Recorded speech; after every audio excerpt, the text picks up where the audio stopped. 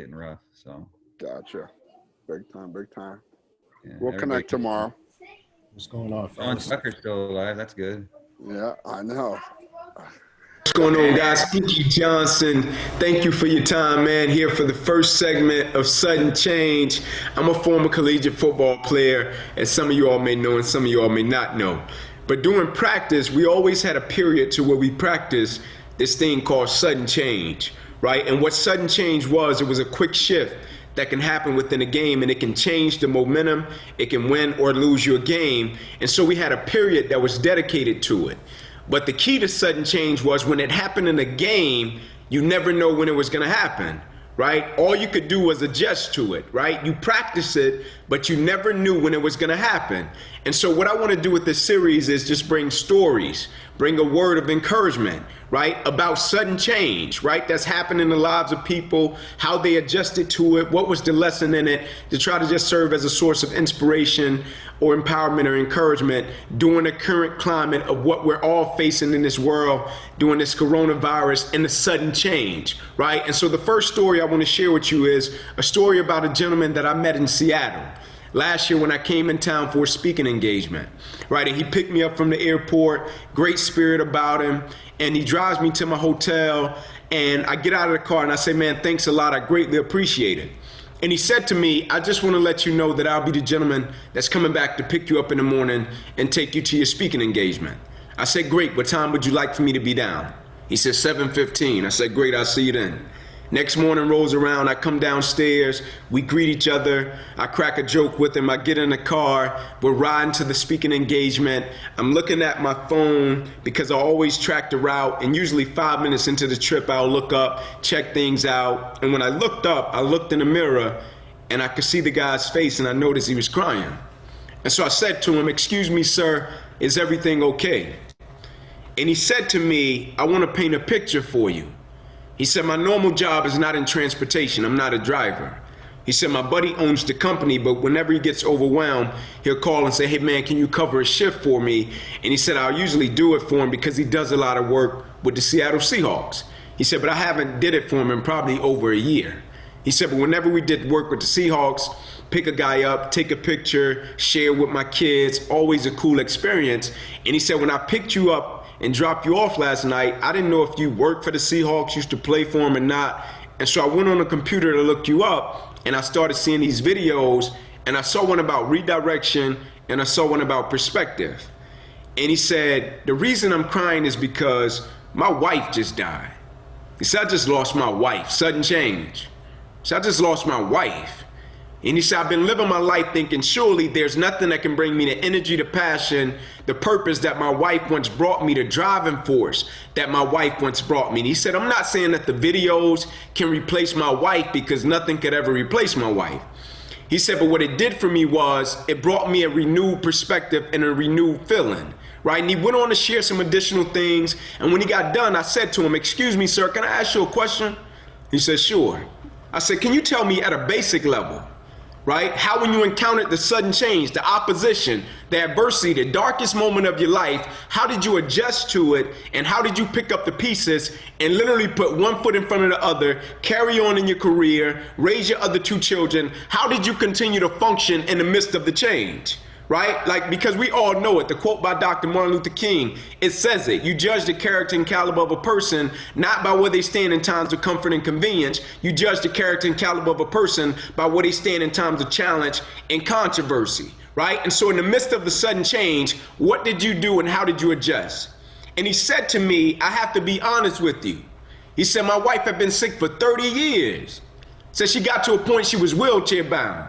Right? I would help her every single day, and it was getting heavy, right? He said, I would complain, I would fuss, I would cuss about the situation until one day I got to the point I was helping my wife, and I looked at her in a wheelchair, and I said, I'm leaving. He said, I called my buddy, he picked up, he answered the phone, I complained to him. I said, can I come and stay at your house tonight? Buddy said, sure. Packed a night bag, went to his house, stayed that night, got up the next morning, went into the restroom with my night bag, went into the bag, grabbed my toothbrush, grabbed my toothpaste, started brushing my teeth in the mirror. And he said, as he was brushing his teeth, he said to himself, for rich or for poor? Yeah, we've been pretty poor. He said, for better or for worse? Yet things have gotten pretty worse. He said through sickness and health, and he stopped. And he said the conviction was so strong that the conviction said to him, you didn't finish. You're not who you said you were, right? You're not doing the things that you said you would do. You didn't stay in the pocket, right? You were all good when it was all good, but when the sudden change happened in your lives, you didn't stay true to who you said you were true to, and you bailed. And the conviction was so strong, he said it took him out of his friend's door, right back into the door of his house. And when he walked in, his wife asked him, what are you doing here? Right? And he told her, give it to me. I deserve it, right? I'm in the wrong. Give it to me. And he said, when she got done, he said to her, I just want you to know that I'll never leave again. I just want you to know no matter how bad it gets, I'm going to stay in the pocket. I'm going to be here. You'll never have to worry about that again. I said, great. I got that part. I said, now answer this last question for me. He said, what you got? I said, if you can go back, shift, change, do anything different about the sudden change, right? What would it be? He said, man, that's easy. He said, I would have shifted my perspective a lot earlier and I would have embraced it. He said, because the moment I changed my perspective and I embraced it, I didn't even view it as opposition or adversity anymore, right? I viewed it as an opportunity, as cliche as it sounds. He said, I was able to take that experience and add value to every environment I went into and every person's life that I came in contact with. I said, bingo. He said, why did you say that? I said, man, I just firmly believe perspective, right? Like when you said perspective, I'm a firm believer that perspective drives performance every day of the week, right? I'm just a firm believer how we view what we do will always affect how we do what we do, right? Like when the change happened, the perspective changed, right? Like when the change happened, he looked at it in a different manner, right? And so I got a challenge for all of us, right? With us going through this sudden change, with everything that's happened right now in the lives of all of us, can we shift our perspective to just see the good in it? But not only see the good in it, can we extract it and add value to someone or something every single day? Thank you for tuning in. God bless. Peace.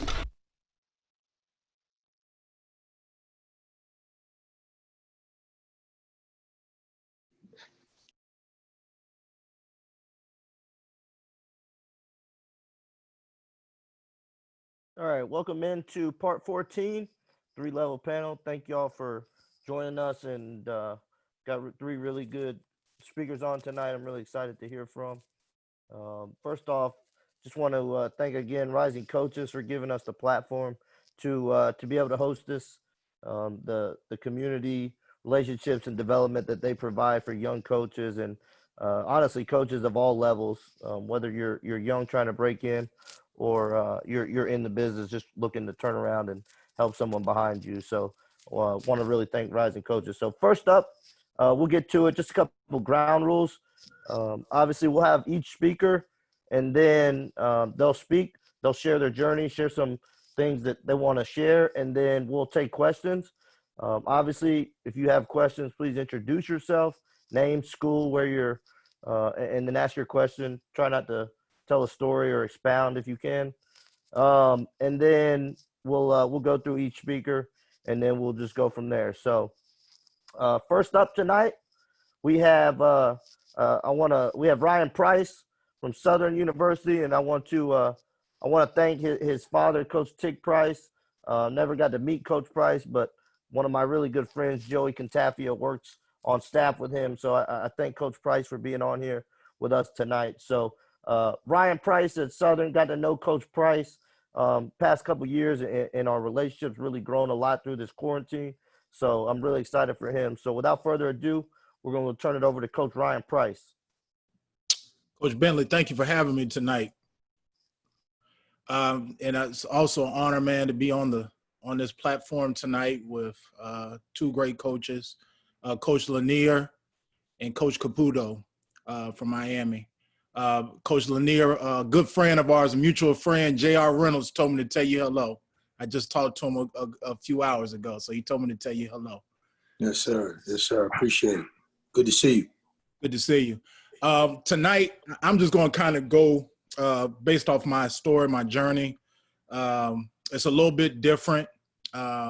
As Dave had mentioned, you know, I'm the son of a coach. So I've been around this business now 35 years. So there are things I've seen as a kid And a lot of times, man, my mom even tried to talk me out of the point of being a coach, but that was something that I knew as a child that I wanted to do. So, a lot of guys wanted to, obviously, if they were players, they wanted to continue to play at the professional level, but it was just something about being a coach and seeing it all my life. I knew that was something that I really wanted to do. So my story is I went to McNeese State in Louisiana, played for my father there. And then from there, it was a good time. I wasn't the most talented guy, but the one thing my father did know was I was going to give everything I had for him. So that was my way of getting on the floor. I couldn't shoot. I wasn't a typical coach's son and could make shots, but I was a guy that took pride in defending guys and would run through a wall for my father. And then from there, I went to Henderson State and played at Henderson State for Sam Weaver, who was a longtime college coach himself at many places. He was the head coach at Alcorn State and was an assistant at Iowa State. And I believe he was also a head coach at Northern Iowa for a couple years. And I spent my senior year playing for him. And during that time, that's when my passion really grew for basketball as far as coaching, even though I knew that's what I wanted to do. And Coach Weaver was actually the first person to give me an opportunity. So I became a student assistant as soon as I finished playing for him my senior year. And I then got a chance to do some things, work camps, and also do a little bit of recruiting for him as well. He allowed me to get on the road, and that's what allowed me to get my first coaching job. I met the first person that I worked for, John Riley, at Gannon University at a Rick Ball event down in Fort Worth, Texas in the summer of 2007. We just communicated, talked a little bit, sat at a court and talked and exchanged numbers. And this is where we talk about relationships. So we just built a relationship for about a month or so by talking and texting and that type of thing. And I was still in school, still trying to complete college. So October comes around. I was a mid-year graduate. I was graduating in December. So, my next stop, I'm thinking is, go to grad school, maybe be a GA, go and maybe help out at a high school. Well, Coach Riley called me in October and told me that he wanted to offer me a job on his staff. And I said, Coach, I'm not done with school still. I still have 2 months left of college left. He said, Ryan, don't worry about that. We're going to hold that spot for you. And I commend him a lot for that because a lot of people want to do that. But he was looking for an assistant, and he allowed me to finish my college studies and then join him in December. And from there, I spent a year and a half, you can say 2 seasons at Gannon with him. And we had a great run. We finished 56-9 in 2 years. We won the PSAC and the GLIAC, both regular season championships, and went to the NCAA tournament. And in our second year, we went to the Elite Eight in Springfield, Massachusetts. So it was a great honor to be there. And the one thing I learned from him was about time. And every stop that I have, every head coach I worked for, I learned something, a different craft from each one of those guys. And the one thing I learned from him was the importance of time, being on time for things. All right. If you're going to work a kid out, make sure you're there 15 minutes early. Okay. Don't just walk into the individual workout. If the individual workout's at at 10 and you pulling in there at 10:01, get there at 9:45, talk to them, develop a relationship, all of those good things. So time was something that I learned from Coach Riley, and it's something that stuck with me. And so I value that a lot from him. From there, after I left Gannon, I went to Arkansas Fort Smith. And at that point, Arkansas Fort Smith was making a transition from NJCAA program to Division II. And I went and worked for Josh Newman. and it was a good deal. He had asked me to come in and help him just because he needed somebody with a little bit of knowledge at the Division II level. And so when I was there, our first year was pretty rocky. We had a lot of injuries to some key guys, and we went 9-18. And then our second year, we won the Heartland regular season championship and finished 19-10. We couldn't go to the NCAA tournament because we were still considered a provisional member, but it was a good deal. And the one thing that I got from Coach Newman was being detail-oriented, and he is big on that. And he's now the head coach at Texas Permian Basin in the Lone Star Conference of Division II.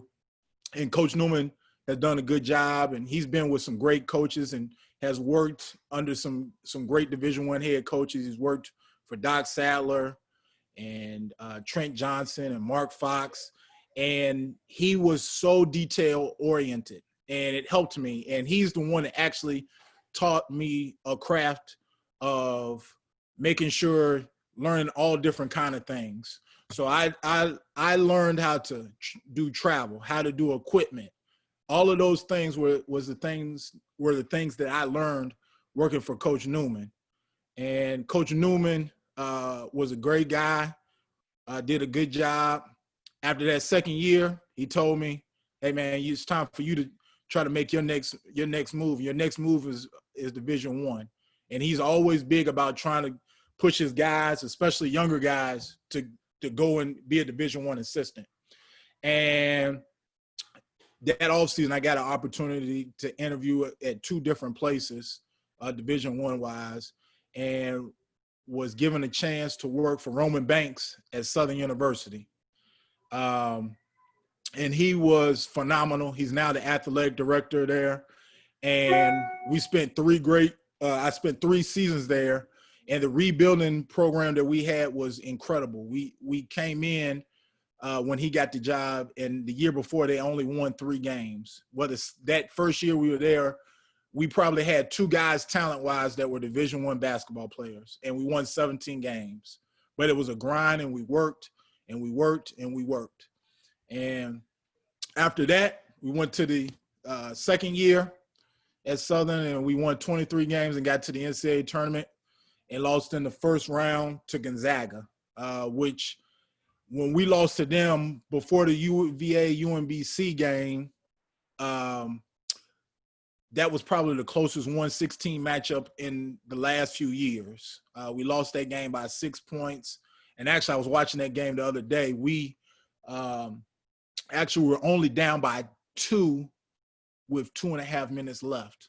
So we had our chances, but things didn't go the way it needed to go for us. But we have built a great thing in the first couple of years. And then our third year, we won the regular season and won 19 games.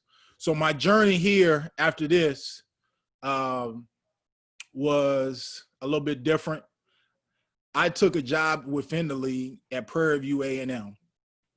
And I took a job with Byron Rim, who's now the head coach at IUPUI. And the one thing he taught me was how to treat others with respect, how you treat people. And that was great. It was phenomenal. He brought me in. He let me do a lot of things with recruiting. And when we were there, we actually finished 3rd place in the SWAC. And we lost in the automatic qualifier game, which is a championship game in the SWAC, to Texas Southern. After that season, this is when things kind of went to another different route. I was fired. And it was very humbling for me. And, you know, I tell Coach Rim to this day, is no animosity whatsoever, but I tell him that it's probably the best thing that's probably happened to me in this business, because it taught me a lot of different things, and it taught me how to grind. And during that period, I stayed in Houston, and I just hustled. And I helped down at Fundy with Coach John Lucas quite a bit. Then I did some other things, some just grinding type deals. I worked snow cone stands. So from that point on, I went from a year before that being an assistant coach for a team that was the best team in our conference to working a snow cone stand in Texas, in Houston, Texas. And that was very humbling. And it taught me never to take things for granted and take opportunities for granted. And so I'm sharing that with you to let y'all know that, and my dad always used to tell me this as a child, and when I got into business, that you haven't been a coach until you've been fired. You haven't went through adversity. You haven't done any of that type stuff. So there's all different kind of things I did. I substitute teach. I did all of that for a year just to make ends meet. Then I got an opportunity, and during that course, I was also coaching at a prep school in Houston, Texas, but things shut down with that. So from there, I went to be the director of player development back at Southern. Coach Banks brought me back to Southern to give me a chance to get back into college coaching. And I just got a stipend. I got $1,000 a month and lived in the back of campus. But it was an opportunity to get back into the business, and I ran with it. And the one thing I'll say with Coach Banks is he is so big about loyalty, and I'm grateful to him just as much as anybody in this business because he always had my back. And he's taught me so many things about running an organization and running a program. After that season, I wanted to go ahead and get back into high school coaching. And I became a high school head coach down here in Baton Rouge, Louisiana, at the Church Academy, which was formerly Christian Life Academy for anybody that recruits the state of Louisiana. And they've had some pretty good tradition over the years. Langston Galloway, who plays for the Detroit Pistons, played there. And the year before I got there, they won 9 games. In my first and only year, we won 23 games. And the one thing that I learned was that guys, especially younger kids, gravitate to if you're willing to put in the extra time. Their coach before I got there was a guy that just rolled the balls out and let them just play pickup in practice. But we invested a lot of time, our staff did, in doing all kind of things outside of basketball, spending time with guys outside of basketball. And that's the main thing. If you're an assistant coach or if you're a head coach, is investing time with your players and letting them know that you care about them, that you genuinely care about them, and not just kind of say that you care about them, but don't show it to them.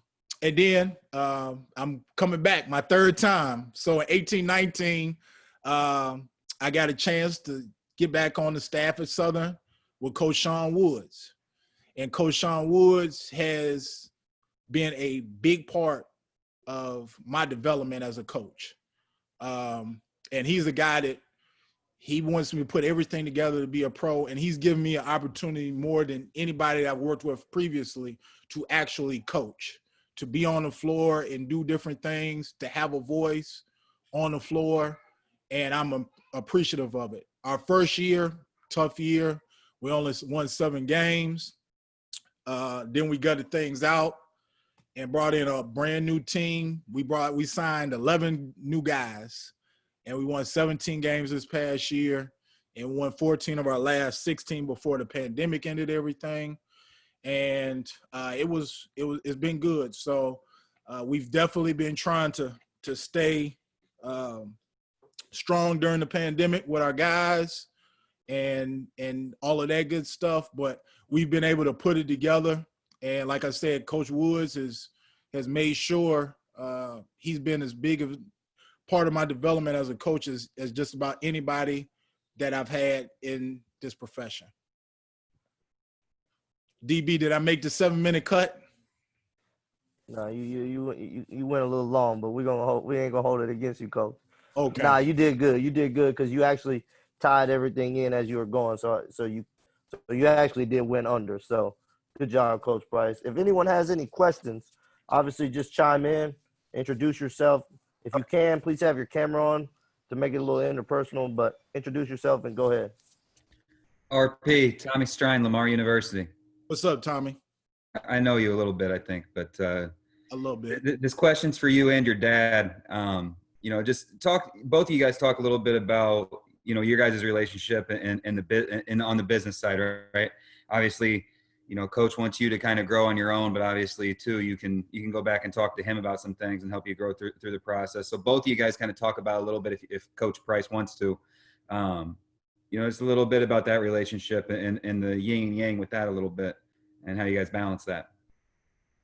I'm gonna let the elder speak first. Hey, I didn't know I was going to be on your show, David. With Ryan, I knew as a player, he's been around the game, grew up in the game. I knew that if he decided to go in that direction, and he knew it because I told him, if you're going to coach, man, you got to have tough skin. Because in this business, and this pretty much all of you, there are going to be some ups and downs in this business, and highs are high and the lows are low. But when I told him you got to have tough skin right away, he said, well, if you can do it, I can do it. So at the end of the day, Brian is a grinder. He was tough as nails as a player. But I saw something in him when he used to work at camps. But I wanted him to be on his own, just like anybody else. I wasn't giving him anything. He would call me for advice. He knew when he was taking those menial jobs, I had his back monetarily. But he's, to his credit, he's done it the hard way. And I'm real proud of what he's done. And then he's got a lot to offer wherever he end up landing. He's going to be an outstanding head coach one day. And to all of you guys, man, that's on this call, I hope I live to see one of you guys be a head coach and become a national champion. That's possible. You got to work. And you got to make sure when times get tough, you can't bow your head. You got to be able to transition into something else until you can get back into the game. That's what Ryan has done. That's what I've done. That's what most coaches have done when you lose your job. So, Ryan, it's your turn, man. I can go on, but I know David got a time limit. But all of you guys got to understand, you got to work hard, man.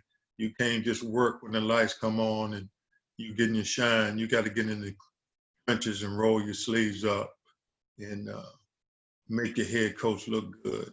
And then one day you'll become a head coach and you'll have someone else helping you look good as well. That's what Ryan has done. Yeah. Coach Price, we don't have any time limit for you, Coach. You got all the time you want. I think the time limit is on me, though. So, but yeah, no, I that's one thing that I think the unique deal with me and my father is that we have never really entertained the thought of, even though he's been a head coach for several years, me working for him. The one thing that I always wanted to do was kind of set my own path, my own way in this business. I wanted myself to achieve things without the tie-in of it being I was Tick Price's son.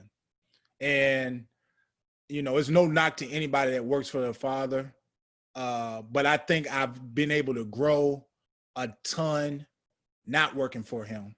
I still can come to him when I need advice with things. And, we look out for one another, if it's things that we can help each other with, like an example, when he came back into coaching, I was kind of his voice as far as today's kids, because he was away from it for a couple of years. And I had to kind of tell him, like, Dad, you can't be a certain way with these kids as you was before you had took your break out of coaching. So, there's different things, like kids are different.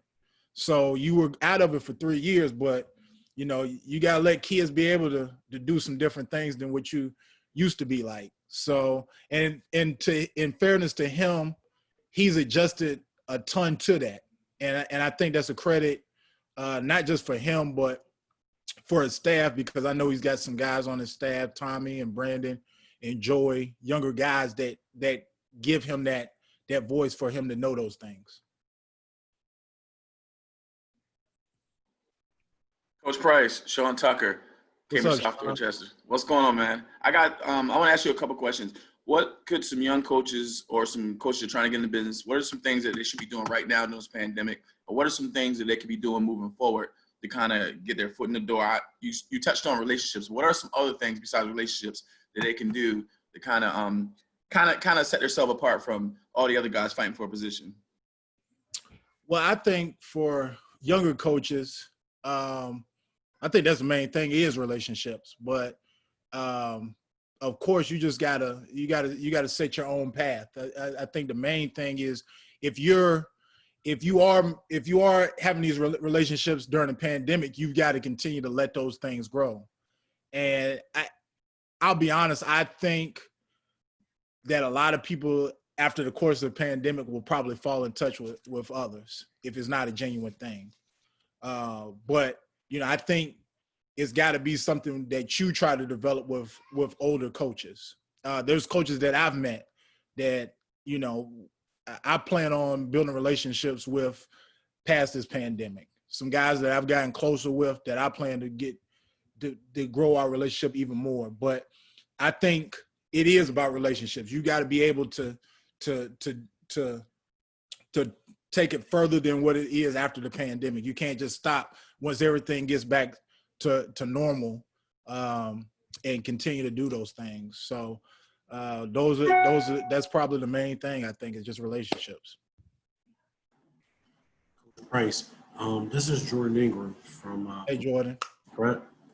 My main thing was like you were talking about just like building relationships with the players, stuff like that. Like, can you talk about some of the things that you guys do in order to build relationships outside of basketball with you guys? It's nothing probably out of the norm. And we all do these things, but sometimes it's little things. It might be the little things like bringing some of our guys over to watch a game or something like that. And my wife cooked. My wife's from South Louisiana, so she a big time cooker. My dad knows that, so she does some red beans, all that kind of good stuff, gumbo, and we try to build relationships doing those type things. And Coach Woods does a great job with that as well. But I like to try to spend time. And the main thing, especially if you're a younger coach, I think, is that you shouldn't just be a 9-to-5 guy with your guys. Just don't go see your guys when they come into the gym for practice. You got to go over to the apartments. That's one thing that I try to make sure that I do is go to the apartments every week to see those guys. And, I text them in advance. So in case they got something going on, they can do what they need to do. But I try to let them know that I'm coming through, and we try to spend time like that. So, it might be on my way home, after practice, whatever the case may be, but I try to spend as much time with them away from the court. I don't want them to just come to my office and we talk there. Like, let me go over and see where you're staying at and see and hang out with you. Maybe we watch TV, maybe we get on Xbox, all that good stuff. But I tried to maintain relationships with our guys outside of the norms of basketball. It doesn't have to be just in the gym, I don't think that's something that you can be genuine with your guys with. Like, I just come and see you. I just talk to you when you come to the gym for practice. I make sure that we talk anytime. So, and my guys think I'm weird as hell. You know, I'll text my guys at midnight, 1 o'clock, just talking noise to them, you know, about a game or whatever the case may be. But we just try to make sure that we develop relationships off the floor more than anything. What's up, OG? It's Caleb Kupa from assistant coach at Westtown School. What's up, Caleb? Not much. I just wanted to kind of talk about you talked about your role as on the support staff side. So what did you learn going from an assistant coach back to the support side role and then coming back to the assistant spot? So what kind of things did you learn to better prepare yourself to be an even better assistant coach in the first time around? Yeah, well, this is what I'll say. When I was a support staff, I was support staff, but I was able to still do a lot of things, you know, whether it was scouting, that type deal. But I didn't go on the floor and do things, but I was still it allowed me to grow even more because I had more of a role of scouting. My title when I was support staff here was Director of Player Development and Scouting. So I did a lot of our stuff, whether it was synergy or whatever the case was for our staff.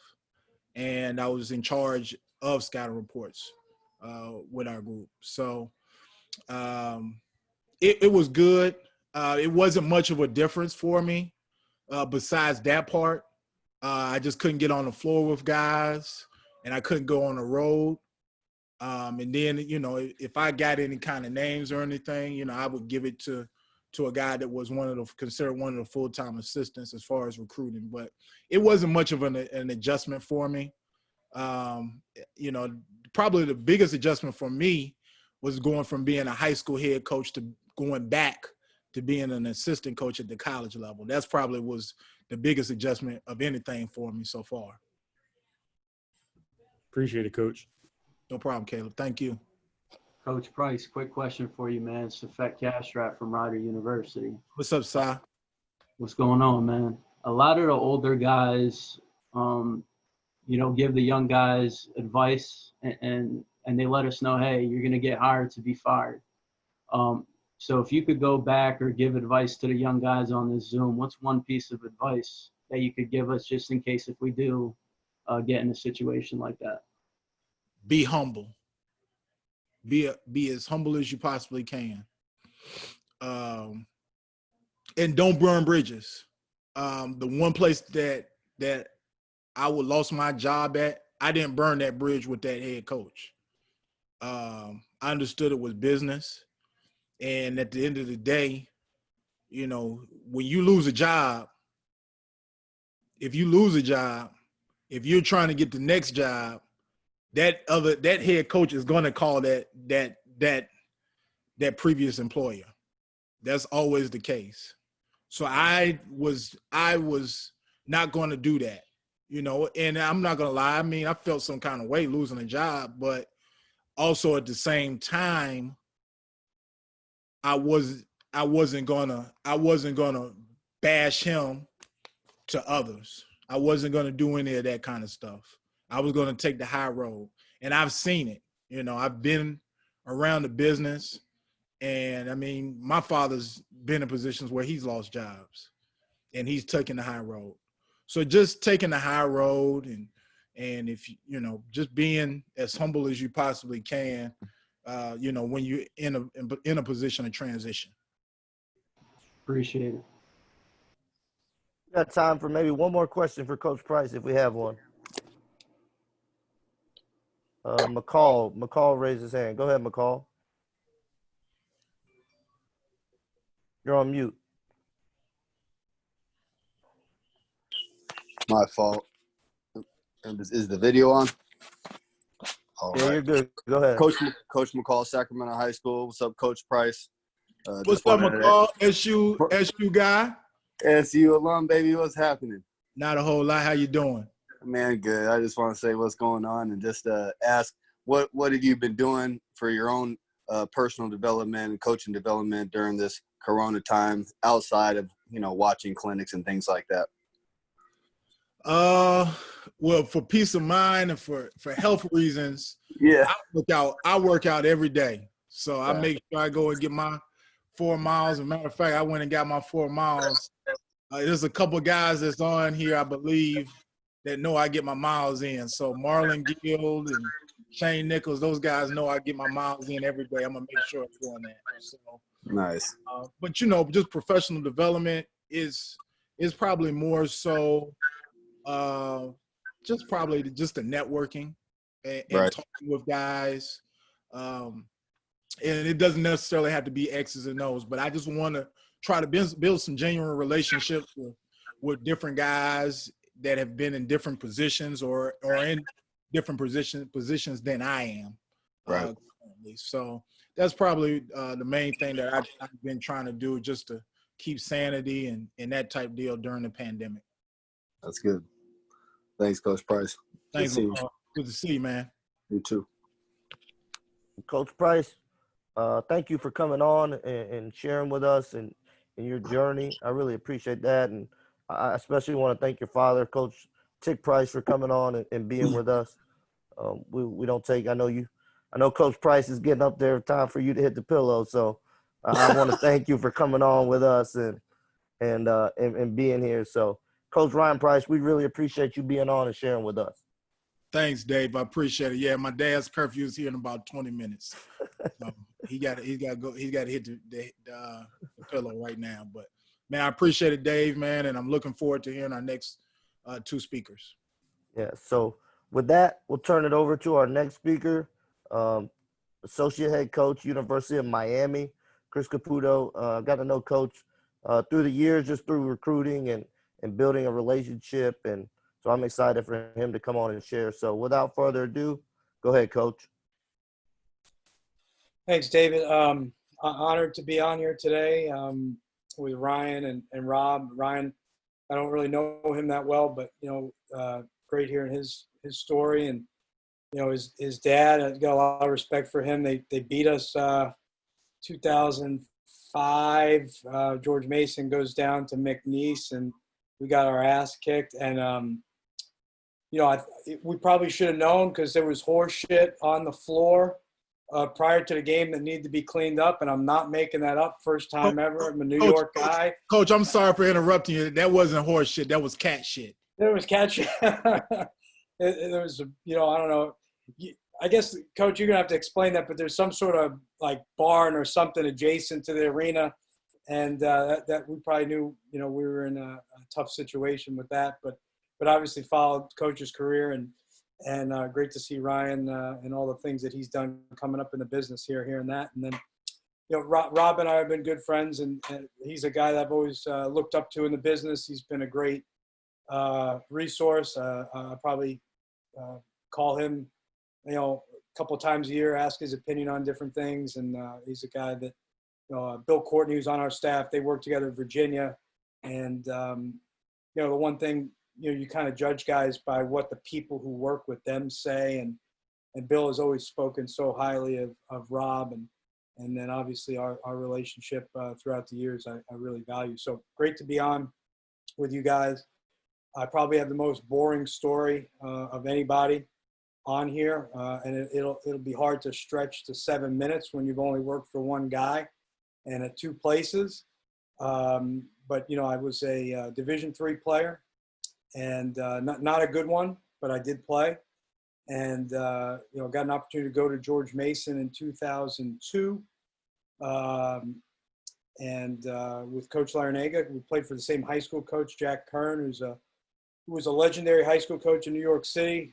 Passed away a few years ago, but had been at our high school, Archbishop Malloy, for 50 years. And so kind of through that connection, I got to know Coach Lanier, and I was fortunate enough to, basically go down to George Mason 2002, right when I graduated from college, and been with him ever since, and 9 years at George Mason. I thought, well, that's the longest I'll ever spend anywhere.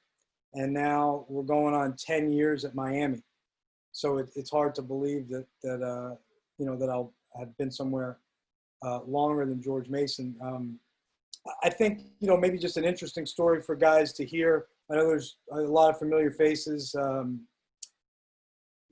me, I joke that it's not that exciting when you're only been two places and with one coach, but I would go back to 1996. The Final Four is in New York. It was played at the Meadowlands. I think that was the last time it was played like in a normal arena, not a dome.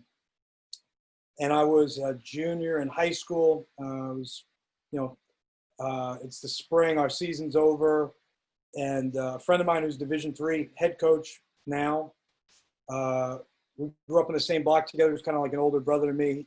He tells me, hey, look, the Final Four is in New York, and I'm going to and maybe Rob or Coach Price would know, I think it's like it was the Hilton, like in Manhattan was the headquarters. It wasn't like in New Jersey, it was Manhattan. So, hey, I'm going to go down to the hotel and go, walk around. I'm thinking to myself, I'm 16 years old. I'm going to just tag along, but I'm trying to figure out why we're going to a hotel, And so we go and, I get in the lobby and, there's Coach K in the lobby. There's Jerry Tarkanian, a number of different other coaches I'm seeing as a 16-year-old. And I kind of knew at that point, I was probably Division III player. I wasn't going to be playing the NBA or anything, but, wow, this is really, really cool for me and seeing the people that I had seen on television. And I was, I don't know, I thought to myself, man, this is what I want to do. Like, I want to be walking around this lobby with a polo shirt, or I guess it was cold in April in New York at that point. So a jacket and with a school on, and I want to do this at the Division I level. This is awesome. And with really no way of sort of getting to that point. And then, sort of a lot of luck and a little bit of persistence. I like to remind myself that 10 years later, I'm coaching in the Final Four in 2006. And whenever this business gets difficult, and it certainly does for all of us in different ways, I kind of bring myself back to 1996, walking around that hotel and saying, like, no matter what, I'm kind of doing what I wanted to do. Now, if I was a little bit smarter, I probably, or my dad would have been a coach like Ryan's, maybe I wouldn't be doing this because he would have been able to dissuade me from getting in this crazy business. But in any case, that was sort of the beginning of my journey. And again, I see everybody else on here and think about what an honor it is to be in the coaching fraternity. And I know it's not always, that friendly all the time, especially because we got to recruit against each other. But it is a special group. And I think we're really the only ones that know what life is like doing this for a living. And so, that kinship is real and special. And again, I'm honored to be a part of it. With that, I mean, I would probably prefer to just answer some questions if guys have them. But I would kind of go back to what I said about Rob. The longer I do this, the more I feel like if I could impart anything to young coaches, it's so important to be a great teammate. Just like we tell our guys to be great teammates, I think it's really important to be a great teammate amongst the people you work with. And we spend a lot of time networking and getting to know, high school coaches, AU coaches, other college coaches. We're always thinking about, being involved maybe in different jobs. And even me, who I've only worked for one guy, I've been involved in a couple of different jobs throughout the years. And but most importantly, I think the longer I do it, I want to be a guy that people enjoy working with. Or if it's the younger people, I see John D'Angelo on this call, who's a manager of ours. You hope that you're a good person to work with and for if it's the younger guys. And to do that, I think you got to be genuine. I think you got to be, I heard John Calipari say this, I don't know, maybe 10 years ago. I think you got to be the PR person for the people you work with. Like, you don't have to be your own PR person. You should be the PR person for the guy you work with. So, hey, Bill Courtney is great at this. Man, Adam Fisher taught me this. Hey, when I worked with Eric Conkle and Michael Uger, man, they were so good at this. I think when you can do that for other people, that's a great thing. And maybe it when I hear guys talk about the people they work with that way, I think more of them when I hear that. And I try to be a guy who does that if I can. And if I'm not doing it, I got to remind myself that I want to make sure that I'm giving credit where credit is due. And so that would probably be my one thing. And I'm happy to answer some questions. And again, when you only work for one guy in two places, it's going to be under 7 minutes. There's no doubt about that. McCall, you had a question again? So, yep, back on. Got another question. Coach Caputo, what's going on? What's up, Long time McCall? no see. How's everything? Good. How's your dad? Oh man, he's doing great. Thanks for asking. Still working hard like Coach Larinaga. Both guys are young at heart, and that actually brings me to my question. Being with Coach Larinaga so long, one of the things that I always think about is his charisma. I mean, the guy is young at heart, got great energy. What's one thing you've learned from him, just watching him maybe adapt to, the way kids are now, or is it just like his great spirit that, makes him a great coach? Yeah, I mean, I obviously learned a lot from him, going on 19 years. One thing I would say is, look, the guy's won 650 plus games at not easy places. Right. Think about what Bowling Green was when he took the job. It's a far better. Mike's doing a great job, but it's a far better job. There's a much different institutional commitment to winning there now. George Mason had 7 straight losing seasons when he got there, and was not considered, like a really good mid-major job at the time. And then Miami, had some very good moments, but Miami had also canceled basketball in the 70s. So if you think about, what the teams in our league even now were doing in the 70s, they were winning national championships and really developing tremendous fan bases as college basketball was sort of getting modernized. And so for him to have done what he's done at really difficult places, he deserves a lot of credit. I would say, he's got a unique ability. He was a very good player himself. Rob Lanier jokes with him all the time about his layup making skills. But he was a really good player at Providence. He left Providence top 5 in every category. And I think he views, even though he's an older coach, I think because he was a really good player, he sees everything that we do from the lens of being like the best player or one of the better players. Right. And I've learned that, in my case, I probably see it as being like one of the worst players. I think there's guys that were managers that probably view it, okay, from the lens of how you see it from when you're a manager. And so I think he's really, really good. That's one of the things I've sort of developed my thought process on about how we all see it. And then can we all maybe take a look at it from that other different lens? Yeah, like, hey, I understand why he feels that way because he's looking at it from that perspective, no matter who it is. And then, I would say, however he does it, and it's hard to put a finger on it, just like probably it is with all the great ones, is the guys really know that it's all about them and not about him.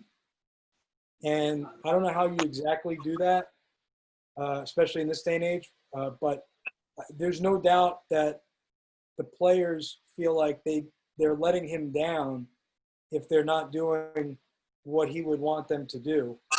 And again, I think sometimes for a coach with, a lot of wins and a lot of success, that sort of domineering my way or the highway sort of thing, while it's there to some degree, I don't think there's any doubt with the players that they believe that the messaging is for their betterment and not for any sort of other motive. Right. And that probably comes down to being genuine and caring and all the things that we talk about in coaching, about getting to know the players and caring about them and all of that. Right. But it permeates, there's no doubt. Thanks, Coach. Appreciate it. Coach, how we doing, Coach? Coach John Mandeldove, assistant coach at the Winchester School in BABC.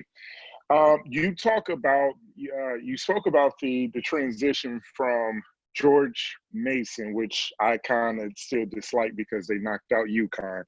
But I was there for that.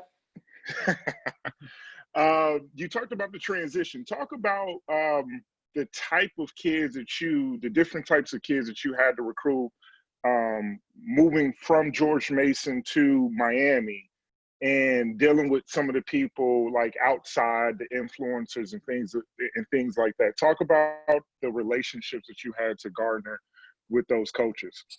Yeah. Well, I got a couple of thoughts there. So I think I was fortunate at George Mason because we're in a talent-rich area, and we were centrally located. I see Lamar Barrett on here. He was at Oxon Hill when I first got to George Mason. We had Lamar Butler, who was a great player for us, and I figured out very, very soon when we got there that I was really benefiting from. Back then, the rules were a little bit different, so I could do a little bit like within 30 miles and all that. That stuff changed, but I really figured out, hey, there's great players, there's great coaches here. I should get to know these people. I should get to know as many people as I can and try to build some relationships before I even needed anything. I think the hard thing about being a college coach is anytime we call somebody, let's face it, we need something from them. And right there, that changes that sort of dynamic, right? So if we can find ways, and again, some of it, John, is you're at Winchendon. I don't know if I go back and say if there's anything I wish I could have done differently, I think I maybe wish I would have like coached at a great prep school or AAU or high school or whatever to maybe get to know people in a little less superficial way, because I was always on the college side. I did work Eastern Invitational back in the day, college players, so I got to know a lot of coaches that way. So I did do a good job, I think, of getting to know people. And when I was at Miami, I was prepared to. I had some built-in sort of relationships with people. I think one of the things, like, we got lucky at Miami. We got to give credit that we inherited a pretty good team. And then we got Shane Larkin, who we recruited at George Mason that summer, and he became the player of the year in the league. In the second year, we win the league. So I say that to say, in that process of taking a new job, we made a lot of mistakes, and it was really trial and error. Like, who should we recruit? Who's right for our place? Who would come here? It certainly wasn't as easy to figure out as it was at George Mason, or maybe like for Rob at Georgia State, because there's so many players in Atlanta. You might think to yourself, well, we know we're going to recruit Atlanta. Now we got to figure out who are the right guys. For us, it was like a lot of trial and error, but we were the beneficiary of having a pretty good team and then getting a really good player during that time when we screwed a lot of things up. And the winning allowed us to then sort of refine that so that by the time we needed to replenish our talent base, we had learned a lot about like maybe what would work and what wouldn't work. And we were lucky enough to sort of build it back to the point where we went to 3 straight NCAA tournaments and another Sweet 16 after Shane had left. But I would just say, it sounds like, I don't know, maybe it's the wrong thing to say, but a little bit of luck. And then also understanding, I think, that it can be done anywhere, but you don't get like you don't get a big margin for error at some places. And so how quick can you sort of figure out like, okay, it can be done here, but how? And there are some places in our league that it can be done a lot of different ways. And you can make a lot of mistakes in some ways because there's some safety nets. There's some things that are just going to happen for you. But like anything, I think it never ends. Once you sort of think you have it figured out, well, you've got to replace and you got to make the right choices over and over again. And, those are not easy. And we'll feel fortunate. I think we're going to be pretty good again here. And, I think we've looked at the template and tried to execute as best we could. Thank you. I don't know if that answers the question. But. No, it did. It did. It was perfect. And we got Bruce Brown from BABC, so that worked out well. And you got my boy Matt Ross coming. Yeah, we figured out if you play for Leo, you probably could play for anybody. Coach, I have a question. Sure. Eric Rigg from Bloomsburg. So you talked about like young coaches. So like, I guess as a young coach, like how do I make sure that I don't really become like a player's best friend, but like he still respects me as, I guess, more of a coach? Yeah, I know for me, like when I first started, I was thinking like, yeah, I'm about their age. Like I could become really good friends with them. And then I realized like now I'm like, man, I'm 40. I have enough friends. I'm not really trying to become friends per se. And it would be kind of weird if I was trying to become friends with them. I think they'd look at me like I was crazy. I think that, look, I think you got to be competent first. The guys that you want in your program are the guys that are looking for people to help them become really good players. I really believe that. Like, if you're competent, if you're sincere, if you follow through, if you're genuine, and if you can help them become a good player, I don't think it matters if you're 20 or 40 or 60 or 70 or white or black or Chinese or Puerto Rican or whatever. I think the guys we all want to have are the guys who want to be really good players. Those are the guys that will help us keep our job. And I think your best connection to them in a lot of ways is the ability to show that you care about them becoming a better player, the best version of themselves, and then also as a person. And there's ways, I think, to do that. I think the things that are going on right now with, all the social justice issues that are coming up, I think being engaged in that with your guys, while you're not necessarily, hey, we're equals, we're best friends, but showing that you care to educate them or educate each other on those things, I think is important.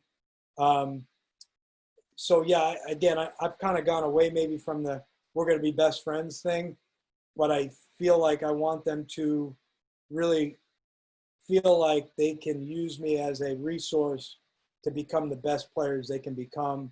And in turn, I think sort of that morphs into also they start asking you questions about other parts of life.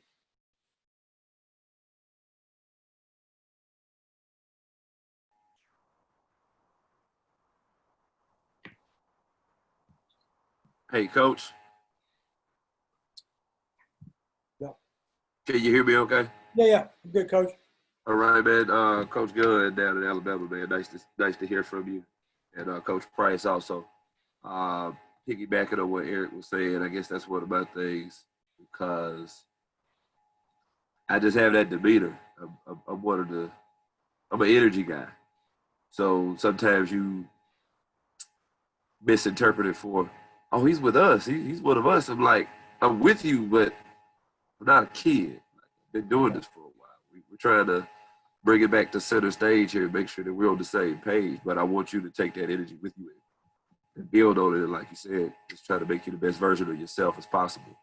But couple quick questions. One, was that 2006 or 2007 was the Final Four year? 2006. George Mason. That's what I thought because I played Florida in the semifinal. Yes, lost. Yeah. All right. Sorry. I'm just trying to remember the year. But I guess somebody made a point about you being with Coach L for, 19, 20 years now. Yep, going on 19. Is it like some people, I don't know if you follow football, but if you remember Dick LeBeau. Yeah. He didn't want to be a head coach. He was like, yo, lead me defense. Let me be great at the defensive side of the ball, and I will have your defense top 10, top 5 every year and whatnot.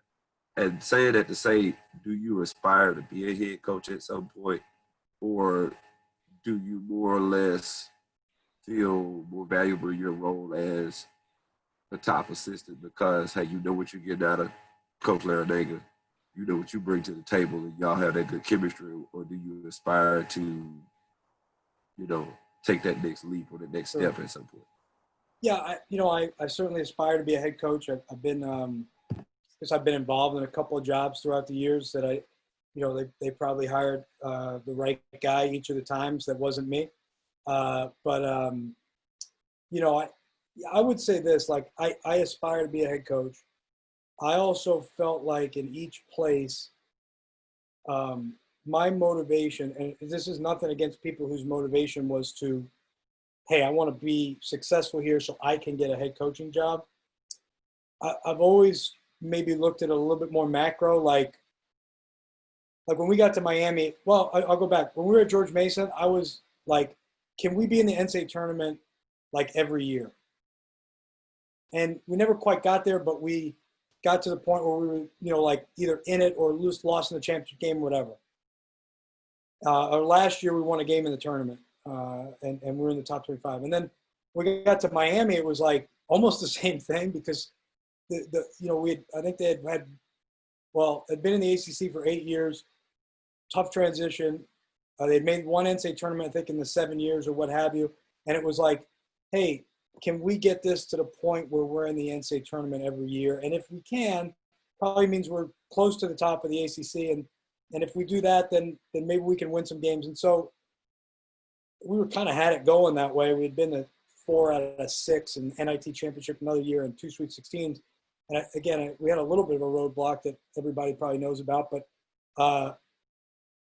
now I think we're back on that. So my mindset was always like, I would like that to be what we're doing here. I want to build this sort of cathedral, for lack of a better term.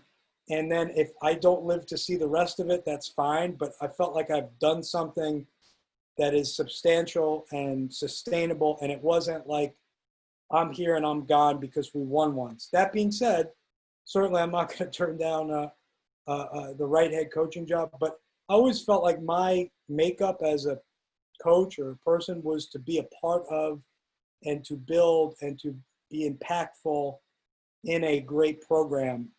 And there are certainly a lot of guys who have done that because of their association with those programs. And I felt like, at least for me, maybe I could be more impactful. Maybe I can really leave my stamp in helping coach, assisting him do some things that maybe have never been done at this particular place. Now, that being said, I haven't worked at Kansas or Kentucky or Duke or places where it's very hard to be the person that has impacted that program tremendously because it's 100 years worth of history. In the 2 places I've been, it's been somewhat limited for different reasons. So I don't know. And it's a long way of saying I want to be a head coach, but that's kind of where I come from. No, I mean, that makes plenty sense. It's like what you want to do and also kind of synopsis of your why. Not just here today, go tomorrow, but you want to build something strong and then know you left something behind and you were a part of it whenever you do get that opportunity. So I appreciate it. I find it more fun to be around people who are really invested in like what we're doing as a group rather than like, what's in it for me? Absolutely. I appreciate it. Thanks. Coach Caputo, quick question for you. Safet Castrat from Rider University. You guys, what's going on, Coach? You guys obviously recruit the Northeast a lot, and your staff has a lot of ties up north. With that being said, how do you manage your in-season schedule? Does Coach L want all the assistants at practice, or do you kind of pick and choose when to go up? Because as a young coach, I find that interesting because it's a lot of work and sleepless nights for sure. Yeah, that's a great question. I think Coach would prefer that everybody be at practice as much as possible. Now, again, it's not that we don't miss sometimes, particularly as we're leading up to games. If we're, here's the thing. Like, you have to be a recruiting program and you've got to be a development program. It's hard to be both sometimes if the guy who recruited you is never there. And if you have good players, the development piece is not just like the 2 hours in practice with the head coach. We all know it's the other stuff. It's the extra stuff. It's the shots. It's the film. It's the conversations. It's, being in the weight room when that guy is lifting and talking to him, whatever. So I think it's a great question because we do have to travel great distances. You do have to evaluate guys well. I think one thing that's probably helped us, to be honest, is like dudes making decisions later, transfers, like all that stuff. The urgency to be so far ahead of it, I don't feel like maybe I felt when I was at George Mason, there were a lot of players near us. Or maybe, and again, maybe Rob could speak to this, like maybe when he was at Virginia or Florida, like back then dudes were getting commitments from guys in their like freshman, sophomore year. Or maybe when Rob was at Texas, like, so there was like this, like, wow, we officials, we got to like, those dudes, they're doing an unofficial to put it on Twitter. So, like I don't feel a tremendous urgency there. And maybe that again has helped us in some ways, but I think it's all about your institution. You know, if you're at Maryland, you know, or George Mason, maybe you're out missing practice because there's just so many players in your area, what have you. But we try to be at practice if we can. And I think the kids will respect that, right? Like if you're the coach that recruited them and you're never around, like are they looking at you like, does this guy know anything about basketball? Like what was he doing? You know, is he just a used car salesman here? Appreciate it. Coach Caputo, Jonathan Maddox, Morehead State. John. Could you talk a little bit about your staff breakdown in terms of responsibilities? I think I was watching something one time where y'all may do an offensive coordinator, defensive coordinator. Could you talk about a little bit about that from a game plan and scouting standpoint? Yeah, so we do it a little different. Again, I think kind of going back to the prior question, because we try to be around a lot during the year together, I would say, and John D'Angelo, again, is on this call. When he was a manager, you know, he was doing a lot of work. The more help you have, the scouting, I think, becomes a little bit easier, as we all know, at places where you have guys to, you know, clip games or get things organized and all that. And so we have one guy that does every scout of the opponent. But that doesn't mean that the rest of the staff is not in there. We're all in there watching film together as a group, coming up with game plan together as a group, engaged in what's going on. I mean, you're not going to, you know, you're not, hey, Chris, you know, you didn't do the scout. Like, what do you know about this team? Like, you're expected to know a lot. But I think that the prep work of sort of preparing and discussing it is one guy. I did that for 10 years, starting in 15, 16, maybe 9 years. Yeah, 15, 16, all the way to 14, 15. And then Adam Fisher took it over. And actually, Bill Courtney did it this year, did a great job. Pooh Williamson did it the year before him. Again, the more help you have, the easier it is. When we first started, guys even before me, you know, you're deck to deck. It was a really hard job. But I think the reason is the consistency. So Coach felt like, look, if it's one voice presenting these things as it related to the opponent, that it was very, very consistent in terminology, in tone. And while it was a lot of work for that guy, I know for me, I did it for 10 years. I learned a lot about basketball in that time. And then the other guys, you have offensive and defensive coordinator, and essentially they're self-scouting and game planning the offense and defense. So, for instance, you know, Bill Courtney now is running our scout team because he has done the scout. He's putting guys through whatever actions we're going to defend. And then I'm doing the defense, and sort of him and I are working in concert, talking about, okay, what are we doing? How are we running this? And then he might present the action. I might then go talk to the guys that are, you know, in the rotation about, hey, here's how we're playing this or that.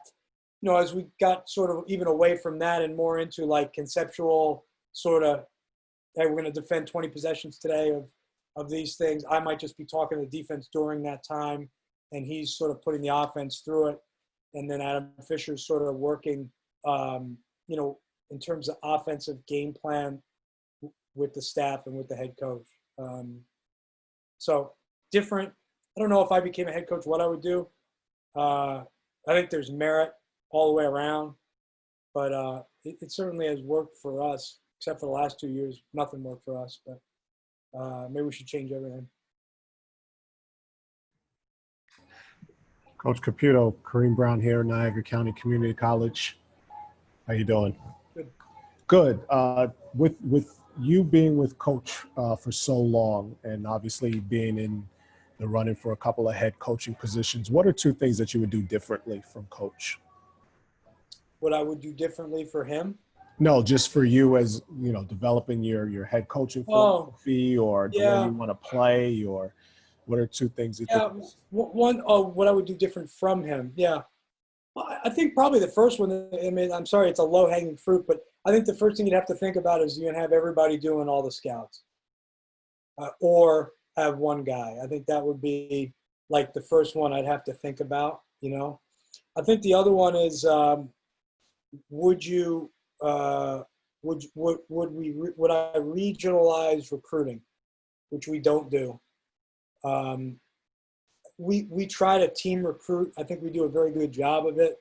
We all try to see the guys we're recruiting, even, you know, on the phone with their people, sort of move that around. But, you know, we'll probably do it. It's prehistoric. Maybe is like we sit down with the list in 2022 and say, okay, like who's taking who? Hey, I'll take this guy. I'll take this one. You want, you know, and I wonder if you should like regionalize it more and say, hey, Kareem, you've got New York. Hey, you know, John, you've got South Carolina, whatever. But because we are covering a lot of ground, I wonder if we should regionalize more. But conversely, I think we've done a good job of kind of working together. If, you know, hey, if I have to go somewhere and see somebody else's guy, I do that. And I think that's the most important thing in a staff is like, get out of this my guy, your guy shit, you know? I think that's a joke. I mean, I can't stress that enough. I mean, we all should get credit for maybe evaluating guys and stuff, but I've seen more destructive behavior when people are, you know, sort of trying to take credit or fighting for their guy or whatever. I think, you know, we do a pretty good job of understanding that, hey, these are all our guys who we recruit. By the way, all these people are crazy that we recruit anyway. So at this point, like 20 years in for me, I'm willing to recruit as few people as possible. I'm joking. Hopefully some of these guys will laugh. Hopefully Coach Price is laughing. He's been doing it like double the amount of time with me. So We got time for one more question if we have one.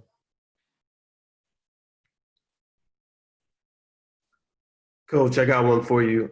Justin Bradley, Dartmouth College. Our first interaction, I was the director of ops at North Carolina Central. So we played you guys in the 2015 NIT. And you came up to me before the game and you're like, how many sets does LaBelle run? Like, I can't keep track of all of this. So I just want to know about, can you talk about your transition from George Mason to Miami as an assistant coach and kind of what you had to develop or learn quickly so that you're able to recruit the type of players that you need to win and be successful?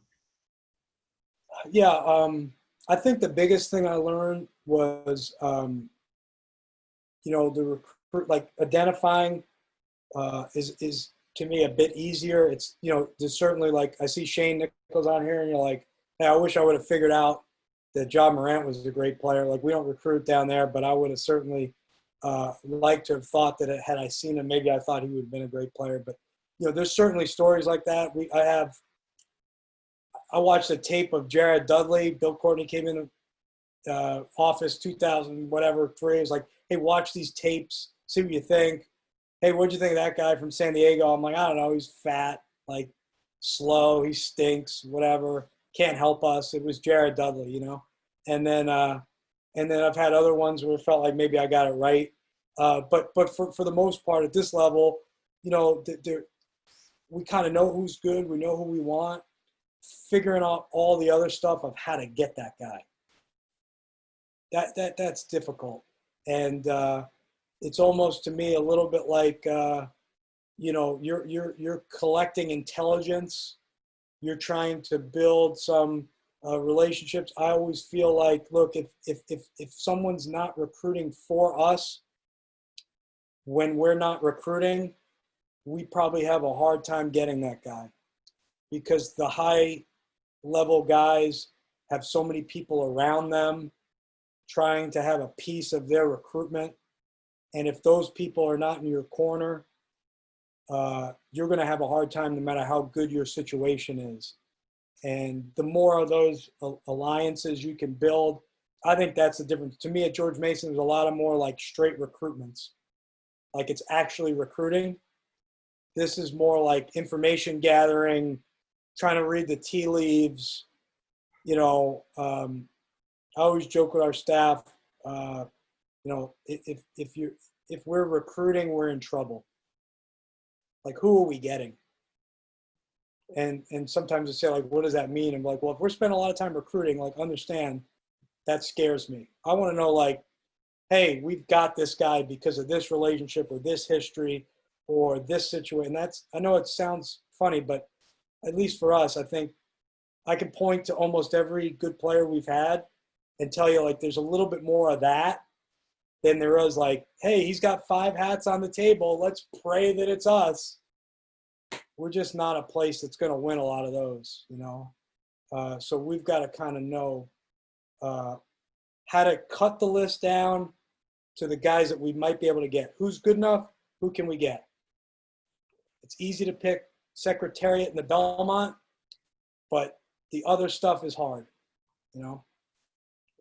So thanks a lot. And we're still learning. It's not like we got it totally figured out. But.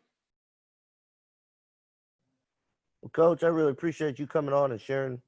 I thought you really peeled back some layers and shared a lot into your program and you guys' journey with you and Coach L. So I really appreciate you coming on and spending some time with us, Coach. Thanks for having me. Absolutely.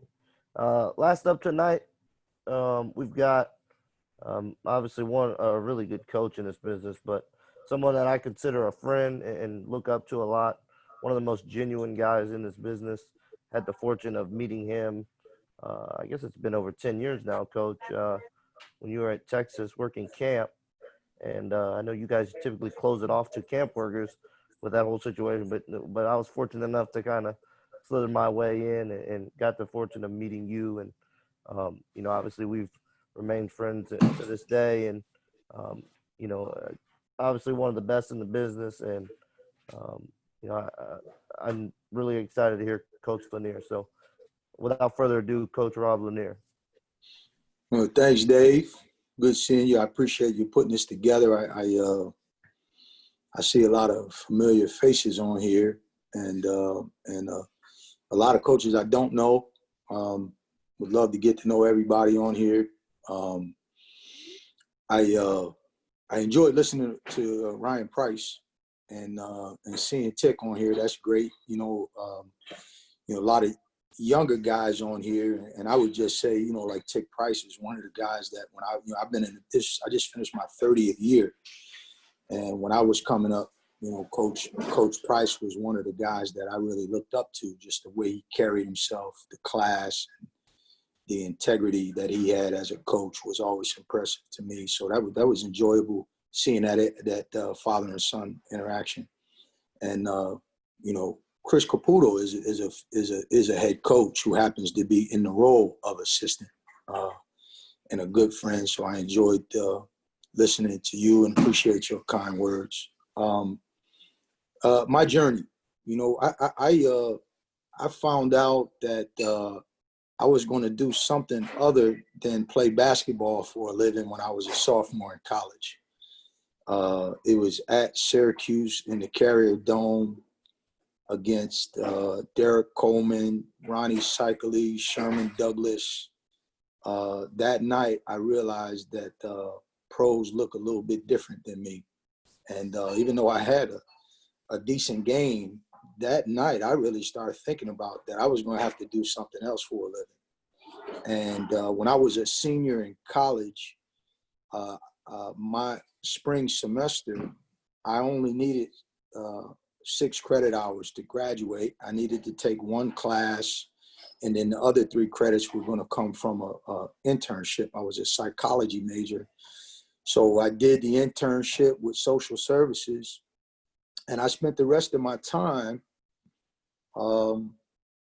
in the basketball office using university letterhead, sending out resumes and cover letters to every school in the country.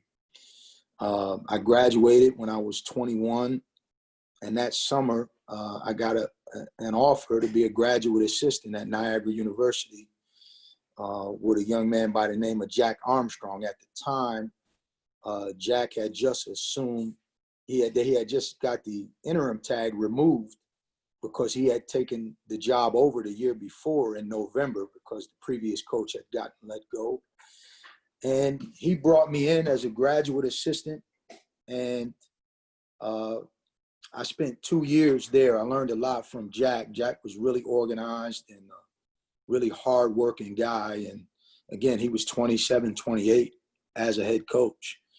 And after 2 years there, I went and spent 5 years at my alma mater with a guy by the name of Jim Barron, one of the all-time best people that you could ever be around in our profession. And, you know, we had a really big task trying to rebuild the program at St. Bonaventure. And, you know, we had some success. And over 5 years, we got it back up and running. And then I was fortunate to get an opportunity to go to Rutgers University in New Jersey. Spent 2 years there under a guy by the name of Kevin Bannon. And then, and we can get into some of these stories, but I'll give you the rundown. I went out to the University of Texas with Rick Barnes. And I had never met Rick Barnes.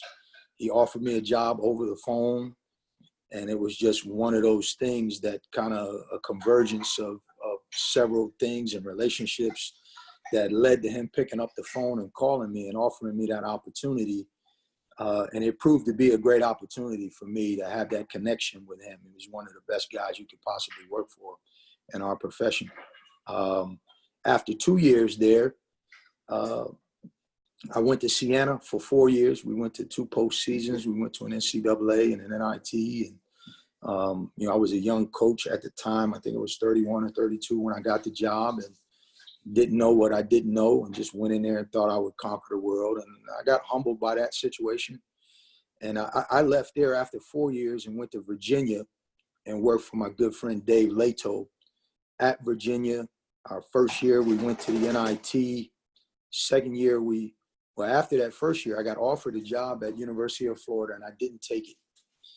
And I didn't take it because I was coming off, you know, a really disappointing situation at Siena, and Dave Leto gave me an opportunity at Virginia. And so I didn't feel comfortable after just 1 year with him up and leaving to go to Florida, even though Billy Donovan had just won the national championship. So I stayed, and we won the ACC regular season that second year. And another spot opened on Billy's staff after he won the second championship. And Donnie Jones left to go to Marshall, and he offered me another opportunity to be on the staff. And I went down on a Tuesday. That Wednesday, he took the Orlando Magic job. That Sunday, he turned around and changed his mind and came back to Florida. And I ended up being at Florida for 4 years. And then I left and went to Texas, because when Billy left to go to the Orlando Magic and changed his mind, and he reneged on that contract, he received a 5-year ban. So he could no longer take an NBA job for at least the next 5 years. So after 4 years, I got out ahead of him and went to Texas and went back with Rick. Spent 4 years at Texas, 4 more years with Rick at Tennessee. And then I just finished my first year as the head coach at Georgia State. So going back, I think I got that in 12 minutes. Did I, Dave? In 7 minutes? I'm good. Just for the younger guys, because I talk about this a lot. You know, I really talk a lot about reputation. And I think it's the most important part of your journey in our profession. You know, we always hear about relationships, but relationships aren't really that meaningful if your reputation ain't good. That just means you know a lot of people who don't think highly of you. The reality is that it's important that what people say about you when you're not around. After my second year at Niagara, we had a setup in the office where the head coach had an office, and then the room adjacent to the office was partitions. So we had cubicles, but the head coach was the only one who actually had an office at the time.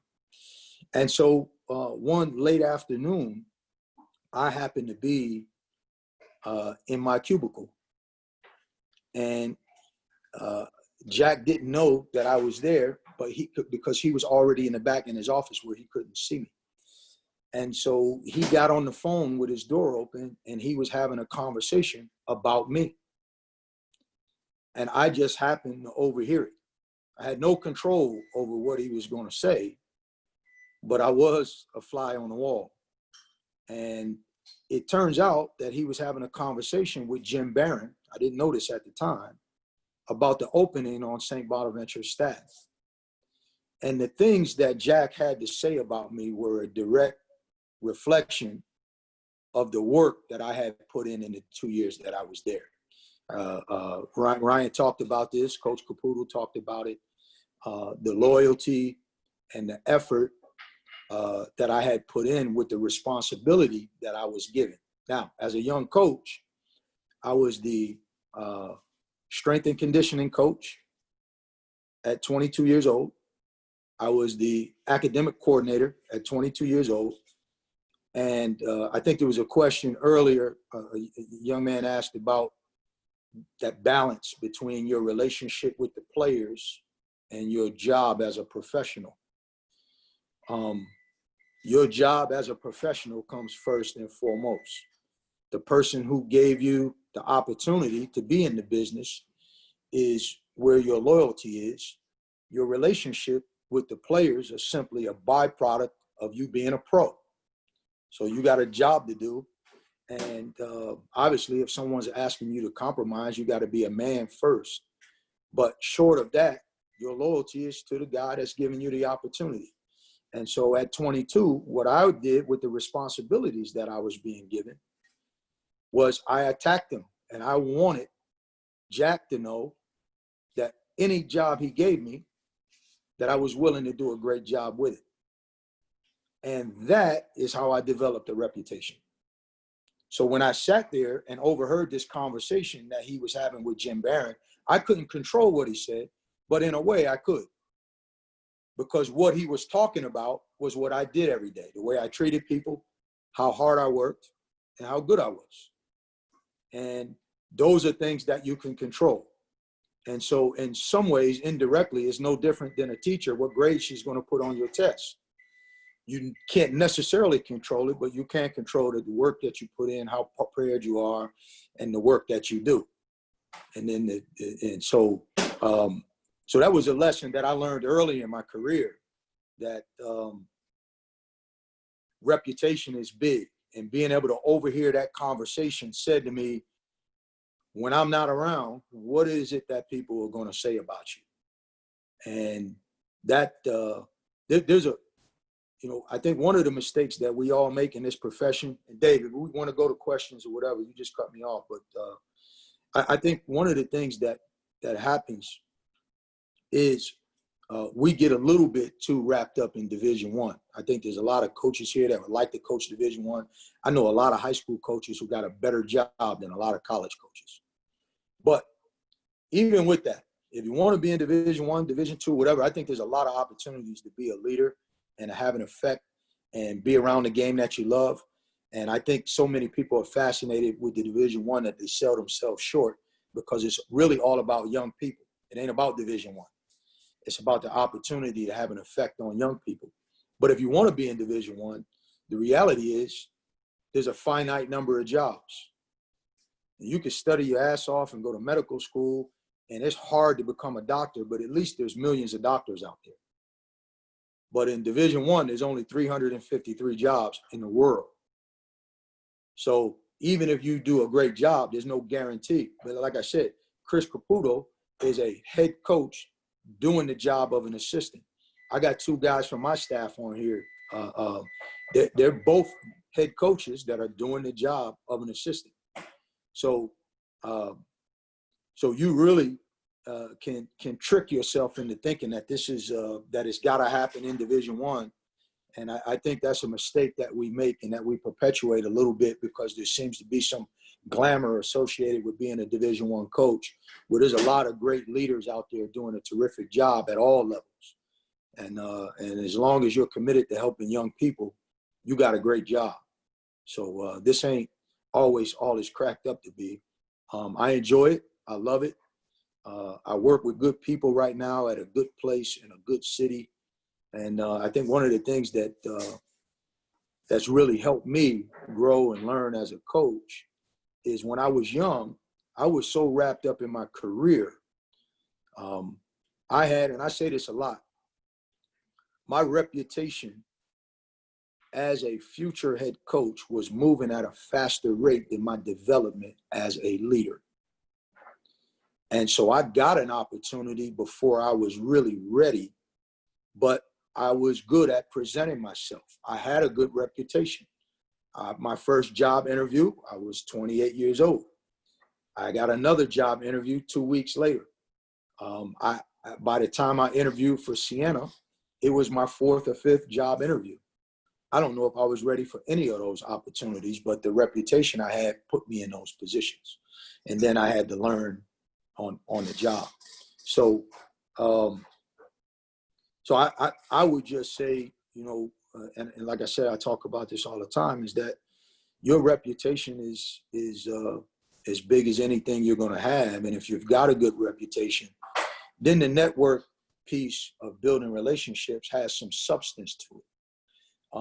But just trying to get to know a whole lot of people, the most important people that you're going to know are the people that you're working with.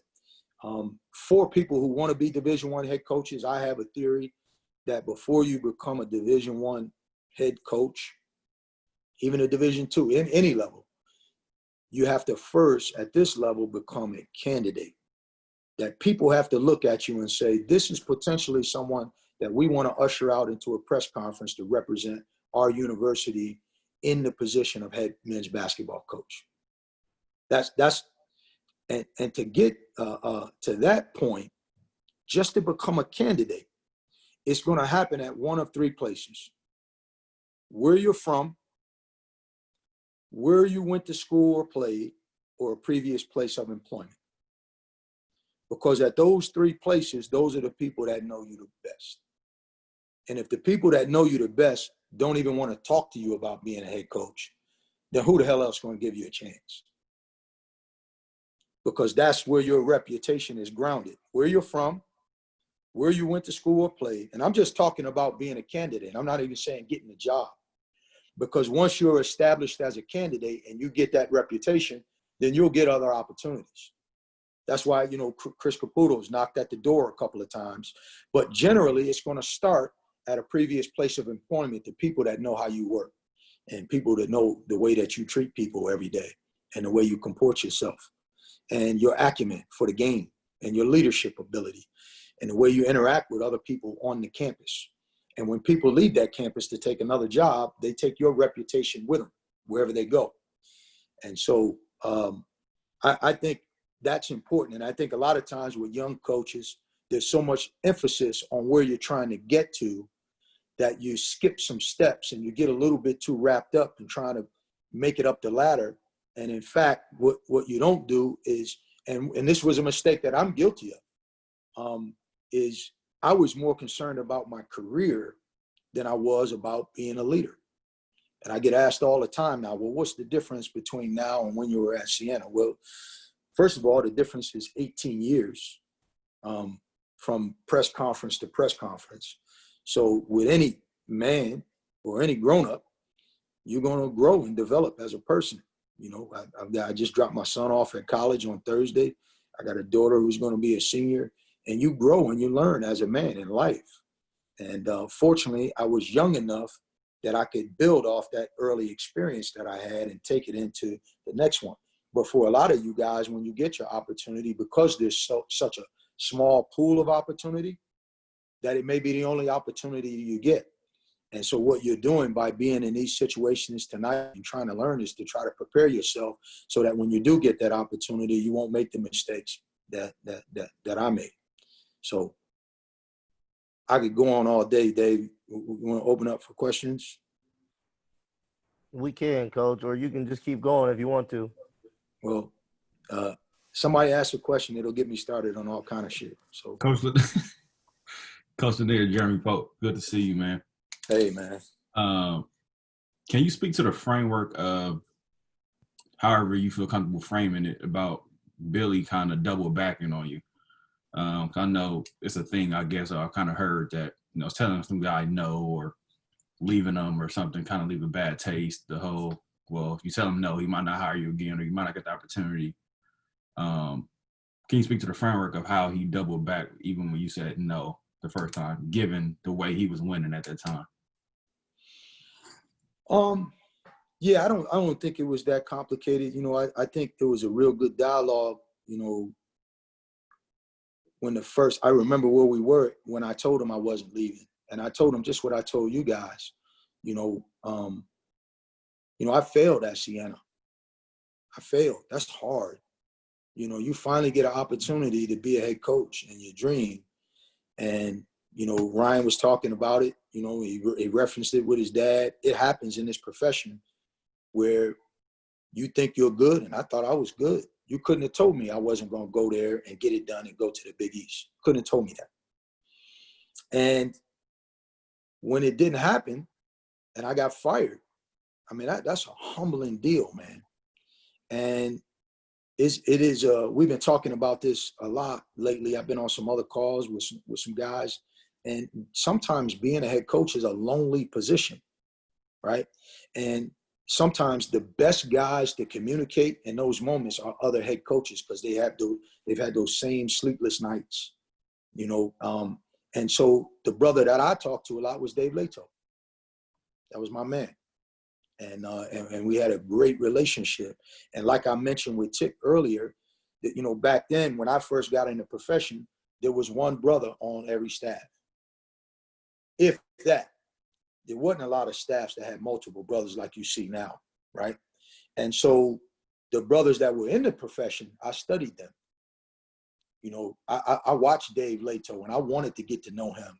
I didn't get to know Tick Price during that time, but his name rang out in a way that I admired because it was so few of us, right? So when Dave picked me up off the mat and said, I want you to come to UVA with me, it was hard for me to turn around and leave after 1 year and go with Billy Donovan. And I told Billy that, and he respected it. And he said to me when he walked out the room, he said, you know what, we're going to get another chance. And then next year came, and the call came, and it was as simple as that. Appreciate it. Yes, sir. Coach John Mandeldove. Hey, John. Good to see you, sir. How you doing, could you talk about the various stops you have, various roles, and being an African American coach? Could you talk about those roles and as far as what those coaches allowed you to do that helped you and mold the character that you have today, as far as in the coaching in your coaching role right now? Yeah, John. Good to see you, man. Listen. I've been really fortunate. You know, I got an early start in the profession, and I've worked with some guys that have given me a great deal of responsibility. And so, you know, I mean, I was on the road recruiting at age 24, and I loved it. It was competitive, and I really was ambitious, and I wanted to have a great reputation as a recruiter. So I put a lot of time into it. And I was in Olean, New York. I didn't have anything else to do, you know. So I worked really hard at it, and I wanted that reputation. And at the same time, I wanted to be a good coach. And I worked for a guy early on in Jim Barron who he trusted me. And it goes back to when I was telling you about the conversation that my previous boss was having. I heard him really building me up, that he can handle things. You can put stuff on his plate. These are the kind of things he was saying. He was saying, this guy's 22 years old, and he's running my whole strength and conditioning program. And he's running my whole academic, and he's taking classes, and we're using them on the court. And I wanted that responsibility. I think a lot of times, not to get off the subject, but I think a lot of times in our profession, some of the older guys know this, that people would say, well, you don't want to do film exchange because it's tedious. You know, back then, I think Coach Caputo was saying how you had to deck to record the tapes, and then you had to FedEx it to the next school. But I embraced that job, and that was a tough job because you needed those videos to get there on time. You know, we didn't have Synergy and all of that. So, you know, you'd get 5 tapes, and then, you know, you'd copy them and send them on to the next school, and people were relying on that coming in the mail, right? And so I had all of these responsibilities as a 22 and 23-year-old. And as a result, I built up some equity with my boss, and he communicated that to the next guy. So when I walked in the door, he had assumed that I can handle stuff. And because of that, he gave me stuff. And by the time I got with Rick Barnes, that was his disposition anyway. He is not a micromanager. I hired you to do your job, do your thing. And he gives you a lot of responsibility. And then the next thing you know, I was a head coach, and then I'm with Dave, and then back with Billy. So I was fortunate, the guys that I work for, because I've heard guys horror stories about working for guys who don't trust them, who don't give them responsibility and don't develop them. But I've also seen guys use that as an excuse not to grow themselves in this situation. And you can't fall into that either. Thank you. Hey, Coach. This is Tori. I'm over at Holy Innocents. You have older children like myself, and just want to know, how did your children and your spouse make you a better father, make you a better husband, and also make you a better coach?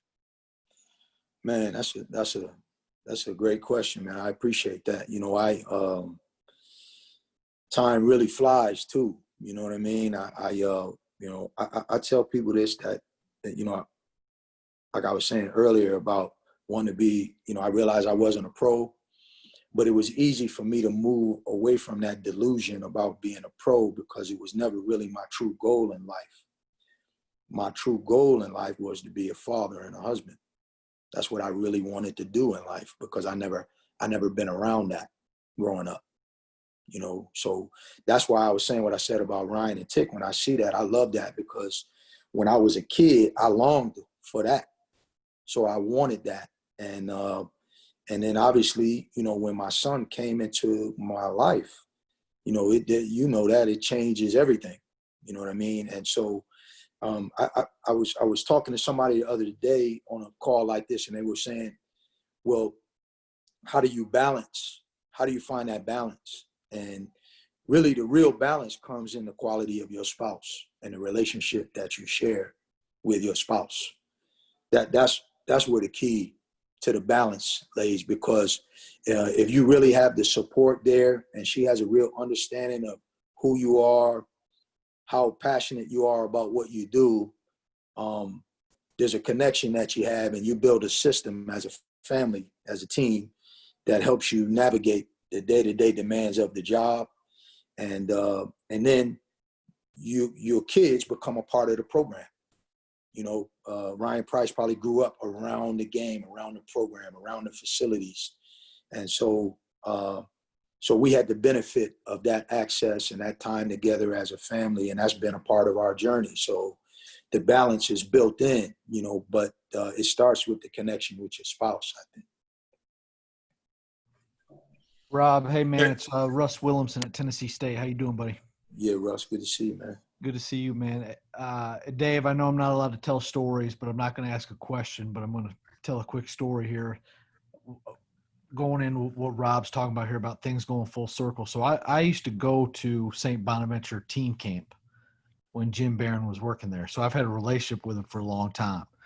And so you talk about reputation. Jim actually called me today, and we probably talked for like 20 minutes. And I had no idea you were on staff there.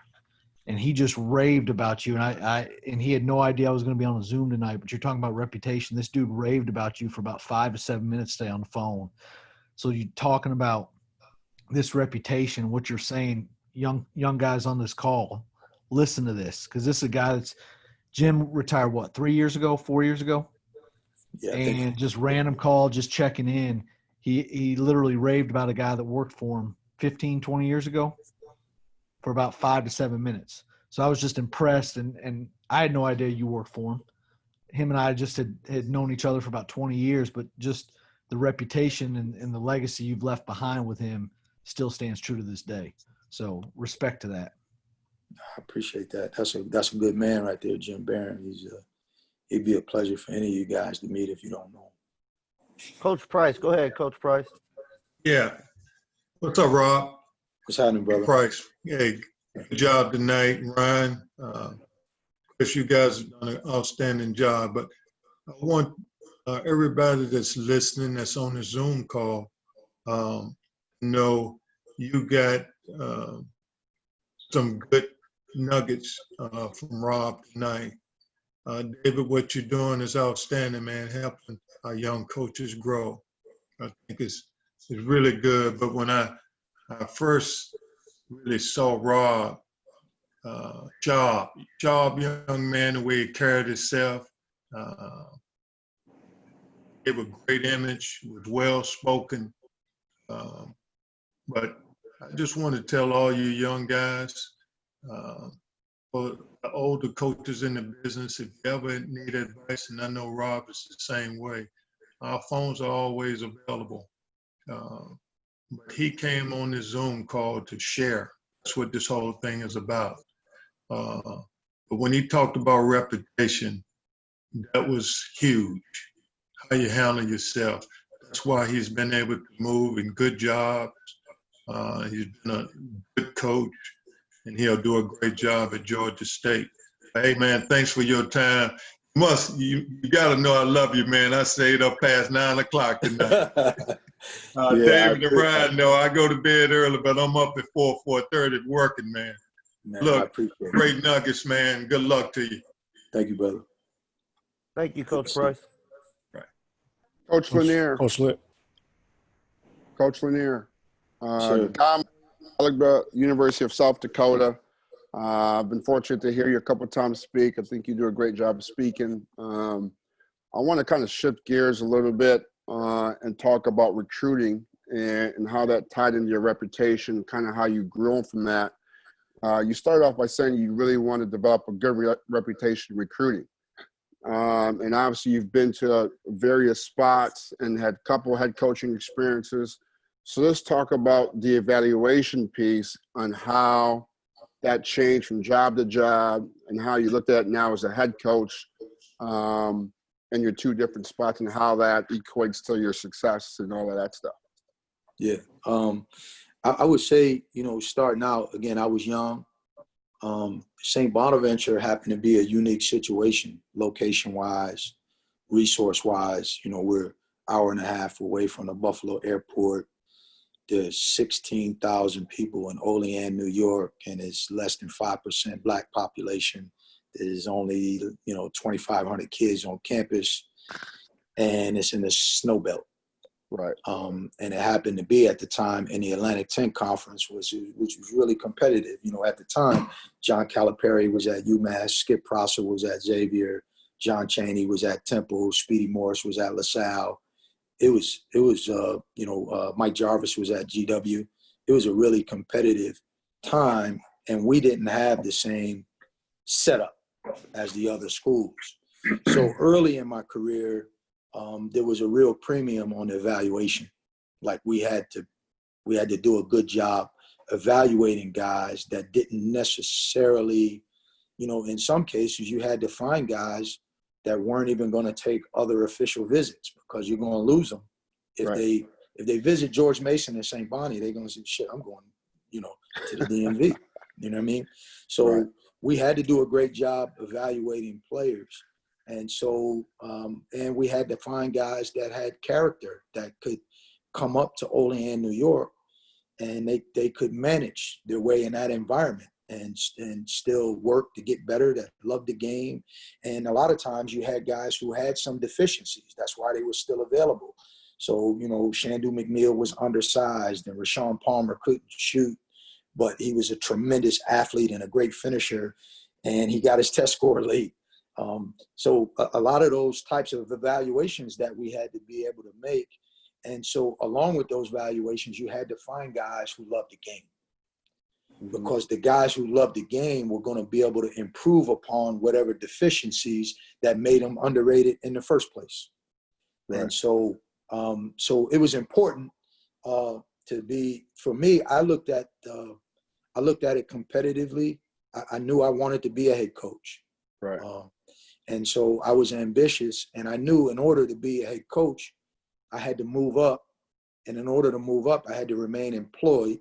And in order to remain employed, I had to be a good recruiter. Right. I had to have a reputation as a guy who could get players. Right. And so I looked at that part competitively, and I worked at it. And like I said, because I was in Olean, New York for those 5 years, I put a lot of time into it because I didn't have anything else to do.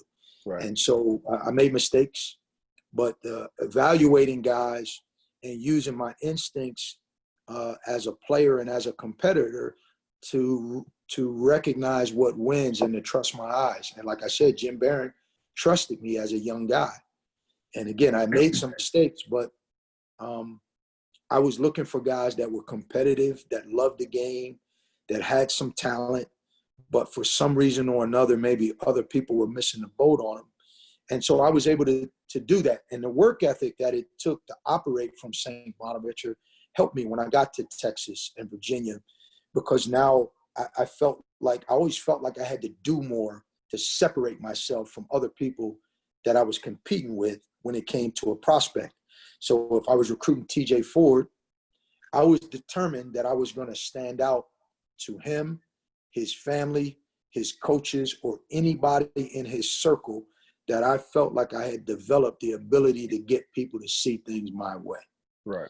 And I was determined to put in the time to do that. Right. So, but that was competitive nature more than it was like recruiting strategy. There's some strategy that falls under, but it's just like the games. You're going to have some strategy, but if you ain't competitive in it, you ain't got a chance in the game anyway. Right. So the evaluations got easier as you got up there, but even the team that we had at Tennessee, we didn't have one 4-star player when we went 4 weeks ranked #1 in the country.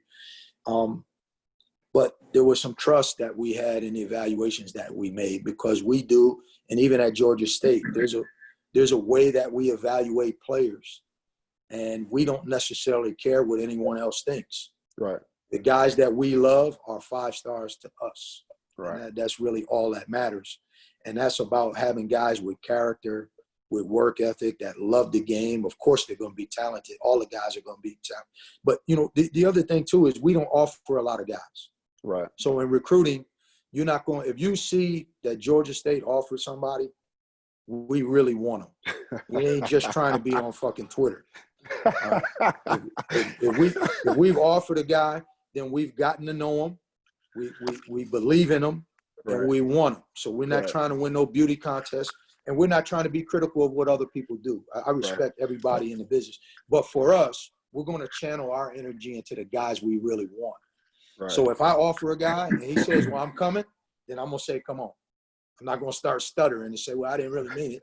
I mean, the guys we offer are guys we really want. Right. And so we're deliberate about that, because when we walk in that gym every day, I want to be around guys I love being around. For sure. I want to love it. I sure. want my energy to reflect the energy I want from them. And I don't want 3 or 4 guys on the roster that I don't love coaching. Makes sense. Appreciate that, Coach. Yes, sir. Coach Lanier, Kareem Brown here from Niagara County Community College. Yes, sir. What's up, Kareem? I'm good. Can you tell us why you have gained another opportunity as a Black head coach and so many haven't? And then my next part to that, why do you feel Georgia State was the right fit for you? The first part to that question, you know, I don't know. You know, I talked a little bit earlier about reputation. You know, I was young, and I think for most of the time, from the time that I left Siena to the time I came to Georgia State, I had reconciled that I wouldn't get another opportunity. I knew the business well enough, and I had been in the business long enough that I understood that it's hard to get one opportunity, and it's that much more difficult to get a second. So when I was leaving Siena, I had to decide whether I wanted to stay in the business as a lifetime assistant, or if I was young enough, I was 36, if I wanted to try something else.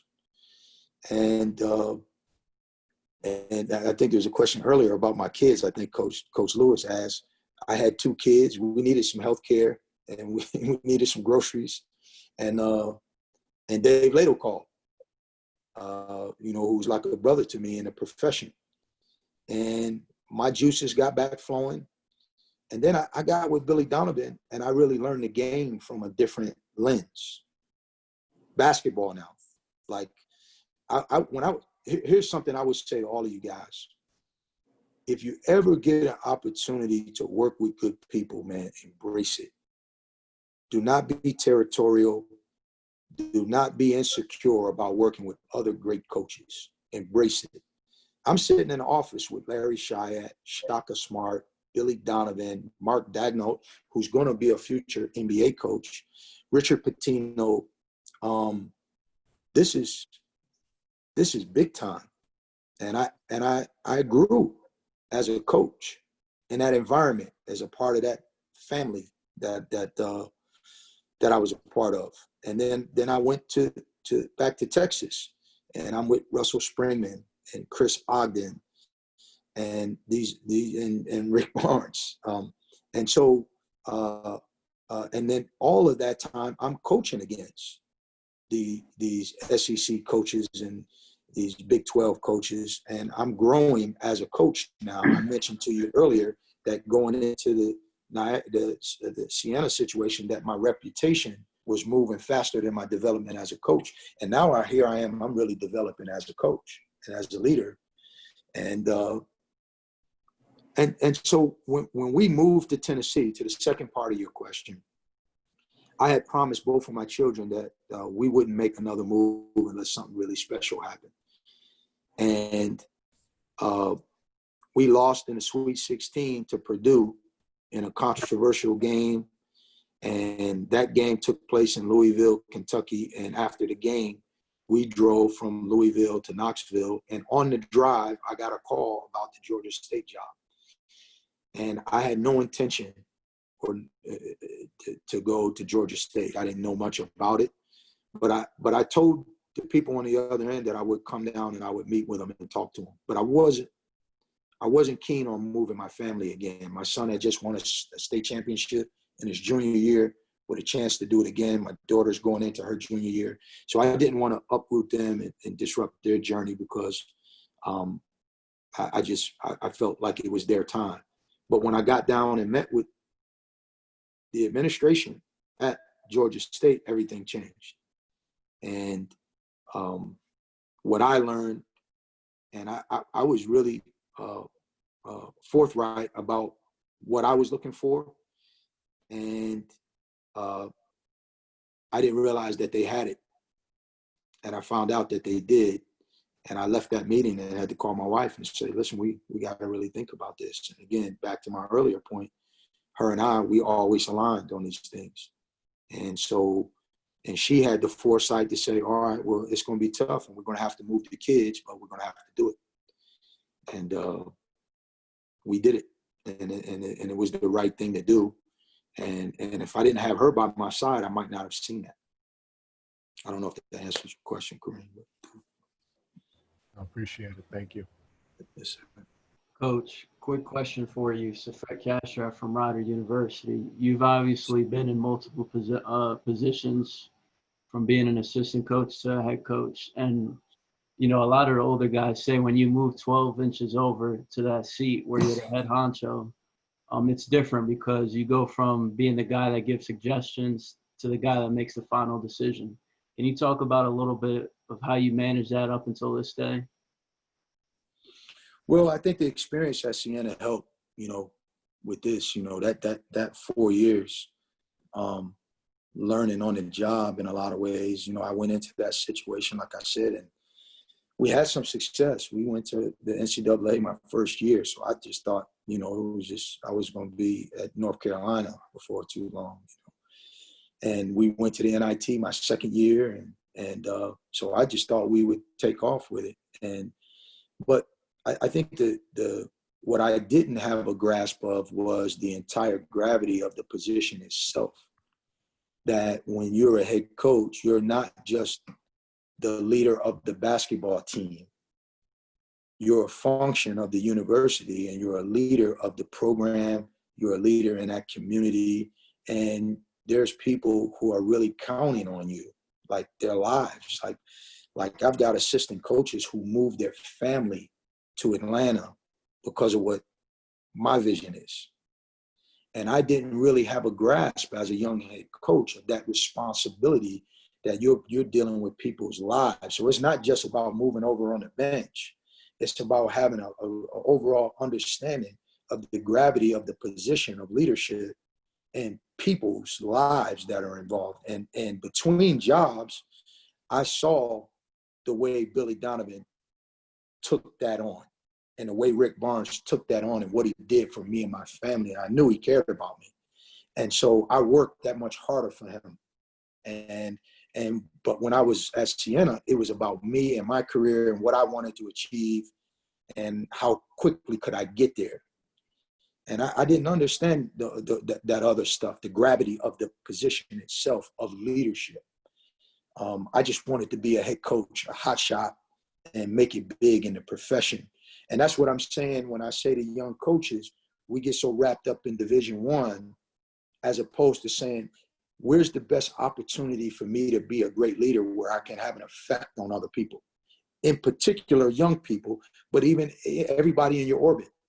And if that is at the high school level or whatever, then wrap your arms around that. Don't get so wrapped up in what you think is glamorous. And because I made that mistake as a young coach, I don't know, Safed, if that answers your question, but that was my experience. No, I appreciate that, Coach. Thank you. Yes, sir. Hey, Coach Rob. Lanier. Coach Lanier, Jay Mitch, how's it going? Stetson University. Stetson University. What's up, Jay Mitch? You guys might not notice, but I had the opportunity to be recruited by Coach Lanier at UVA and played for him at the University of Florida. So I'm happy He to be said on no this to us side. at UVA. Hey, He said no to I was a part of something special now. I couldn't turn that down. Yeah. Two questions for you, Coach. What advice would you give your younger self? And what was the biggest thing you learned from failure? Well, I think I spoke to some of the failure stuff, you know what I mean? Just the perspective. I know that's a popular question when people, your younger self, but I never look at it like that, Jay Mitch. Like I'm cool with everything that happened, so I don't want to go back and change nothing. You know what I mean? I really believe that the experience that I had at Siena has helped, mold me as a person. And I think my growth as a person has really helped me as a coach to develop the conviction of the things that I believe in as a coach. And, the point that I was making earlier is that I was so wrapped up in my career and where I wanted to go with my career. And I think that's the growth from that first experience that I take with me, that had it not gone the way it did, I wouldn't have the perspective that I have now. So it's hard for me to look back and say, all right, what would I say to my younger self? I was on a journey, and I think all of us, the experiences that we have shape who we are. Mm-hmm. And so I look back only for as a resource for information. What could I learn and how could I use what I learned so that I could be better now?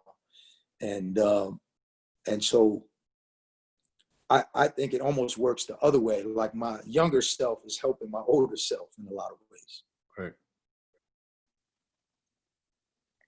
Appreciate it, Coach. Jay Mitch.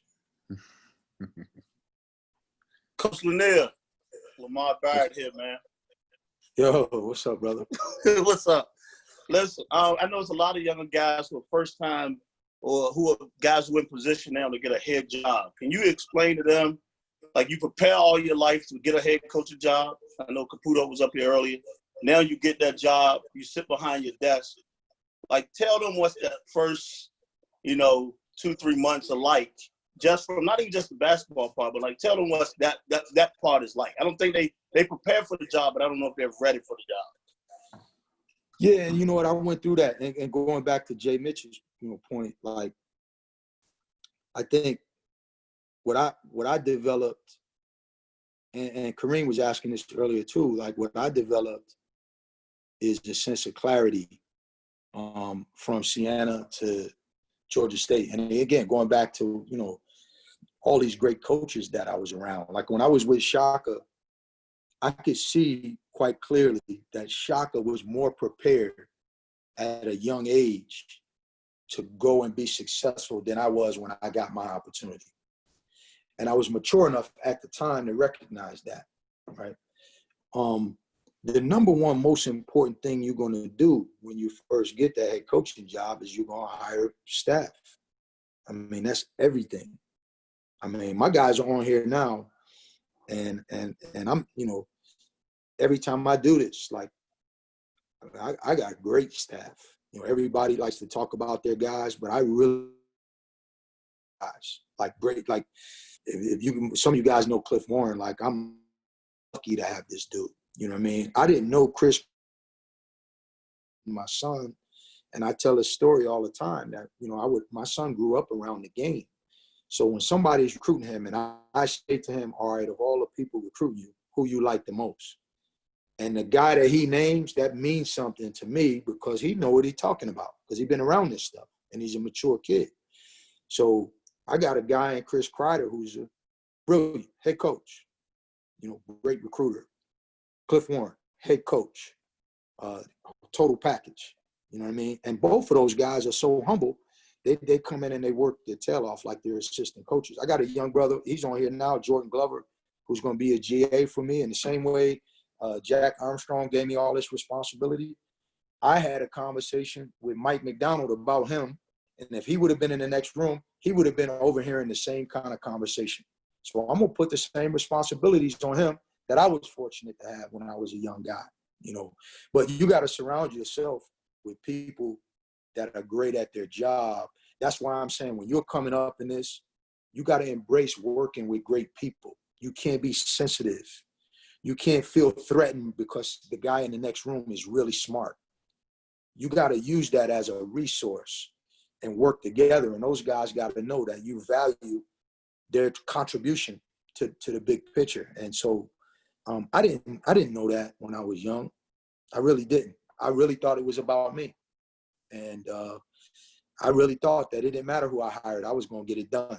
And I was just naive enough that I really believed that, and I know better now.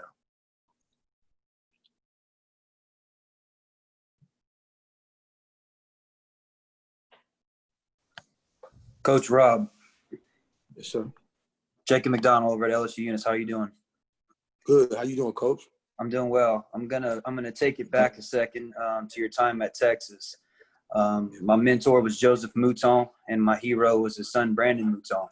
Oh, and I remember, you know, meeting you, and I think you were in terms of maybe in charge of like the equipment or something like that, and also some other things. But I just wanted to say it's a blessing to be in the setting with you and all these other coaches watching. So thank you for giving me the vision at such a young age. But my question for you would be is we're going into the program's third year, and I was the head assistant this past season, and I lived on campus. The first year I was actually starting a commercial cleaning business with some friends of mine, so I was actually commuting, so I really wasn't hands-on as much as I was this past year, especially when both of the other assistant coaches left. I went from the fourth chair to the second chair within a year. So it was really overwhelming for me this past year. I'll be the first to admit it. So I guess my question for you would be something along the lines of time management. I did this point system for our guys. We organized it to their apartments. And it was more or less something in terms of if they were late for class, late for practice, weights, any kind of disciplinary issues. We deducted points, but we also awarded them points for doing any kind of community service, or if someone from the administration complimented them for, you know, how they held themselves on campus, or a grade or anything like that. So I think there was a level of accountability amongst this team this past year in comparison to the first year. So do you have any kind of long-term or short-term exercises that I could do as an assistant that'll benefit both our players and our administration? Well, you know what? That kind of piggybacks on my previous point. Like on my staff, really, when it comes comes to that stuff, I kind of lean on Cliff Warren because he thinks that way. You know, like he wants to do projects. He's thinking outside that box in terms of like personal player development, off the court stuff. Like he's always thinking of ideas. It's something that as a program that's important to us. But, you know, I didn't necessarily, when I was a younger coach, think that that was something that I even needed, was somebody to compliment me in that way. And Cliff is constantly thinking about that. And I think as a staff, you know, I urge those guys to think that way. But Cliff is more actively thinking about projects and things to do. You know, for me, you know, what we have is we have a set of core values that govern everything we do. And we try to communicate those on a regular basis, and we try to operate within that. And it's not a slogan that we put out there just to have a slogan. It's something that we really believe in, and we try to live by as a program. And we try to make sure that our players know that we love them, and we tell them that. And I say it to them every day. They come in my office, and I tell them I love them. And I do, and I mean it. And if I can't mean it, then the guy needs to go, and I don't want to be around him if I can't love him. So, and so we do try to find some ways, but I rely on Cliff a lot for those kinds of things because his mind works that way, because he really cares about young people. And again, it goes back to like, what kind of people are you surrounding yourself with? And I've been fortunate to be able to do that. And it's the same thing that we were talking about earlier in recruiting. The same way I'm particular and deliberate about who I'm going to surround myself with, everything from GAs to strength coaches to assistant coaches to academic coordinators.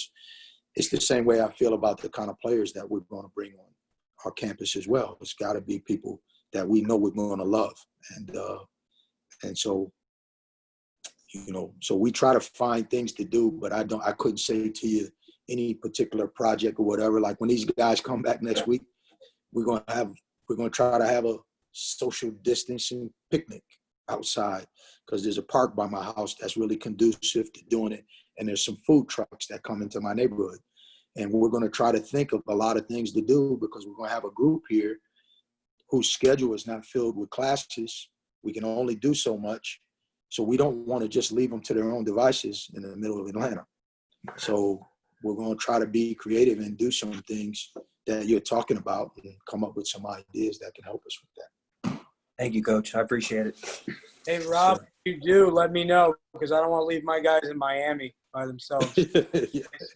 Yeah. True story.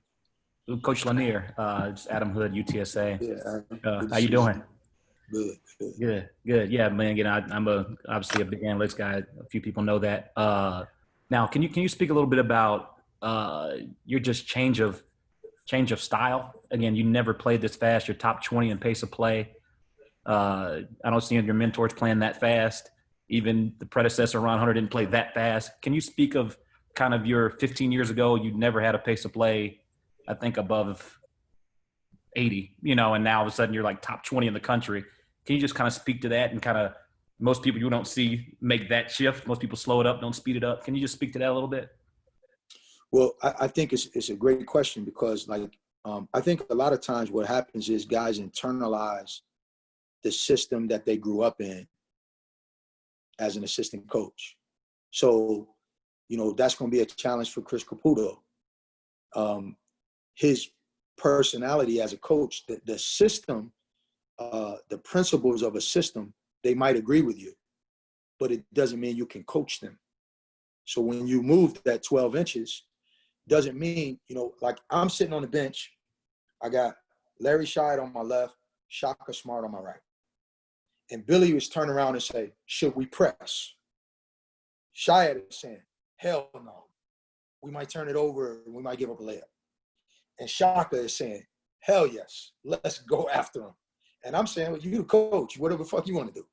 You know what I mean? But that's what was going on our bench, right? And so it was Shaka's personality. He wanted to play that way, right?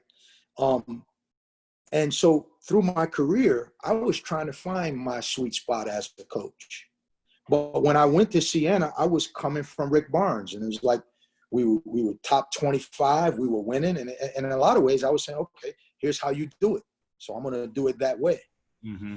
And then now you're talking about 18 years later, as a coach, I really probably learned more from Billy that my sweet spot is somewhere more in that. And as a player, I know that how do I want to play? What are my sensibilities as it relates to that? Mm-hmm. And the reality is I want to attack.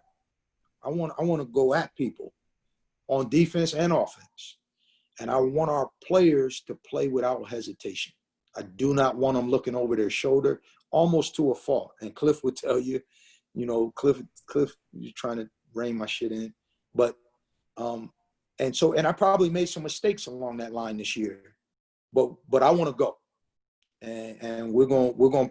And I feel like had we been better at some things, execution-wise and sharing the ball, that our pace would have been we would have scored at an even higher clip.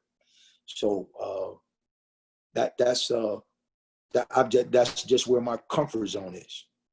No, I got you. Yeah. I appreciate you knowing all my damn stats. No, I'm just looking. We don't play y'all this year, do we? No, we don't. But y'all, we right. always try to be top 25 in pace of play. So you guys jumped way up there. I'm like, whoa, wait a minute, where's Georgia State coming in? And so we made it to 25 barely. But that's what we put out graphics, top 25 the last 3 years. We hit 25 because you guys were 19. And I'm like, whoa, slow. I mean, that wasn't something we were intentional about in terms of pace of, like the statistical part of it. But in terms of the execution of it, we want to play downhill. And we want to be aggressive, and we're still getting better at that stuff. We got a long way to go. No, impressive, and you guys are successful. So, hats off to you. Yeah, thanks, man. Yo, Coach Rob. Yes, sir. All right, man. Listen, I'm gonna be quick, man. Number one question was, number one, thank you. For taking part in this. Number one was, you kind of alluded to that when you were talking with Hood about things in terms of playing for Billy D, what you soaked up, how you thought before you got there, what you were thinking after, just things you soaked up. And I guess without giving away too many secrets. And the other thing was, I just appreciate you for being you and not trying to suck up anything. I see a lot of me in you because my thing is I want to go at somebody's throat. I want to do it basically what I like to call controlled chaos. I want to be able to get up and move, but we got to be able to adapt to whatever personnel that we have available to us on the floor at the time or on the team. But just being up front with, hey, I'm not gonna fake the funk with you. I'm not gonna throw a bunch of offers out there. If I came to you and say, hey, I'm making you an offer, I want you to play for me, I really give a crap about you and I want you to play for me. And I can appreciate that. So I want to say thank you for that. But just your thoughts on working with Coach Donovan and any of the other ones either, because, Rick Barnes is another good one too. But working with Coach Billy, and then also, I guess, your influence that you were able to have, like in terms of you being involved in day-to-day operations, play calling, system leadership. Yeah, I think with thanks, Coach. Appreciate you, man. And I think with both of those guys, and what I try to take from both of them is they want guys who do everything. Both of them, and they both say it. They want you to recruit, scout. There was some talk earlier about scouting and how you manage it. But I think there's a reason. I think one of the reasons that those guys have been successful and they've had guys go on and become head coaches is because they do give them all of that responsibility. And, I think that one of the great strengths about, and they're both Hall of Fame coaches. So in Billy's case, I thought that he had, there was a certain level of energy that he brought every day. He brought energy like he was a player. He was consistent with that part of it, right? And so he was demanding, and he wasn't super confrontational like Rick, Rick is very confrontational. Billy wasn't as much, but Billy was high energy. But if you are a hard worker, I thought Billy's strength was he empowered his best players. And that was something that I saw in him that really lit a fire under me as a coach. My first go around, I've seen guys work for a guy for a long time, and then they go out and get a job, and they try to mimic the guy that they had worked for all of these years, even though, like I'm saying, it may not necessarily be true to that individual's personality. And I think in a lot of ways, I probably made that mistake as a young coach when I got my first opportunity. And so over the years, I fell into a space where I think the way I coach the game now is just more consistent with who I really am and the way I relate to players. So that's, I don't know, Coach G, if that answers your question, but. Oh, no, absolutely, man. I mean, I guess the greatest compliment you can have as an assistant coach, like you were saying, how you carry yourself, so how head coaches view you or value your expertise and what you bring to the game. So to be able to trust you with that first and foremost, and also as a head coach, having some of the experience myself, I don't want to just call all the shots all the time. I'm gonna turn around and say, "Hey, man, what you think?" Yeah. Just be able to empower, and it's like, okay, I'm not just sitting on the seat 12 inches away, like you said. I'm not just sitting here for the ride. I'm actually involved in what's going on. So it's gonna make you tick a little bit faster. It's gonna make you work. It's gonna make you be more involved and more adapting what's going on. So yeah, that definitely answered. I appreciate it. Yes, sir. Yes, sir. Hey, Coach Lanier, Trevor Deloach with Nickel State. Like, how do you balance, like, I'm just, getting with my girl, we serious. How do you balance, like, the family and ball? Because me, I'm tunnel vision. I'm just locked in with ball. Like, how did you balance that at a young age? Yeah, I mean, I touched on it a little bit earlier, man. It's really about the connection with her, like that, and I think that, I don't know how many female coaches we have on here, because I can't see everybody, but I really think everything is about communication. You know what I mean? And, this is a unique business. My wife is a doctor, and here she is getting involved with a basketball coach and moving her all around the country, and she's had to change her career because of what I do. And she was a doctor. She went to an Ivy League school and had a 4.0, went to medical school, went to residency, and here she is following me around. But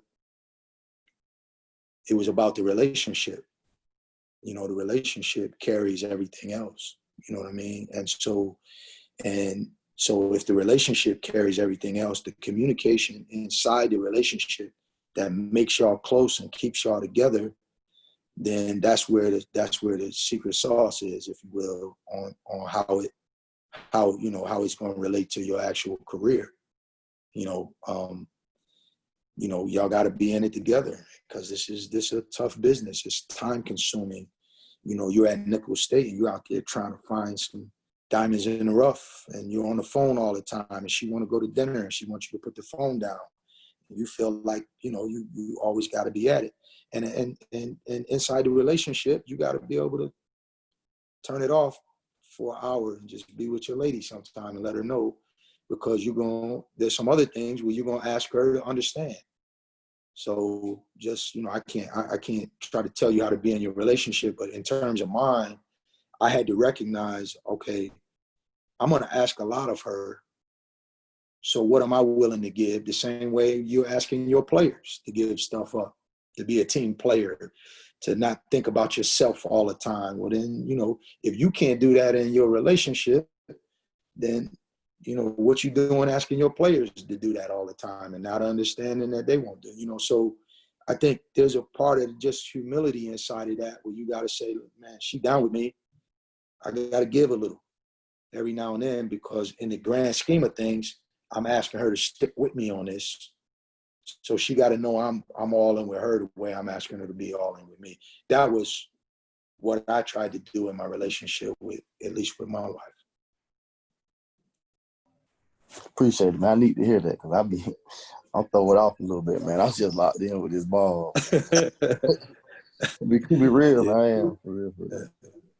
Any last questions for Coach Lanier? Anybody? I appreciate you guys, man. Appreciate the time, Coach. Yeah, likewise. Absolutely. Coach Lanier, I appreciate you coming on and sharing with us.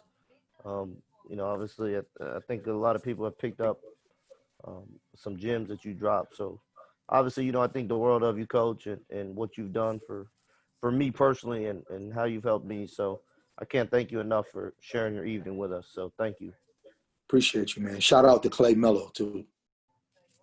I was back to the UT days. I see you on there, man. Yeah, that's right. Thanks, guys. I appreciate y'all. Good luck to everybody. And, man, reach out to us. If you're ever in Atlanta, come see a practice. Come spend some time with us. And, I got a great staff and guys that you can learn from. Come see us. Hey, Coach Rob had some connection issues. If you could drop the contact info one more time, because it disconnected me from earlier. Yeah, hold on. I'm going to put it on here for everybody. Cool. Thank you. Well, he does that. Appreciate everyone being on. Obviously, Coach Price, Coach Caputo, and Coach Lanier, really appreciate you guys sharing. And obviously appreciate everybody that tuned in tonight. Really good group. And I think we have a lot to apply to our journeys from tonight. So thank y'all. We'll be back again next week. And I will see y'all next week. Thanks, guys. Be who you is, brother. Appreciate you, DB. You know it, Coach. Sure. Thanks, guys.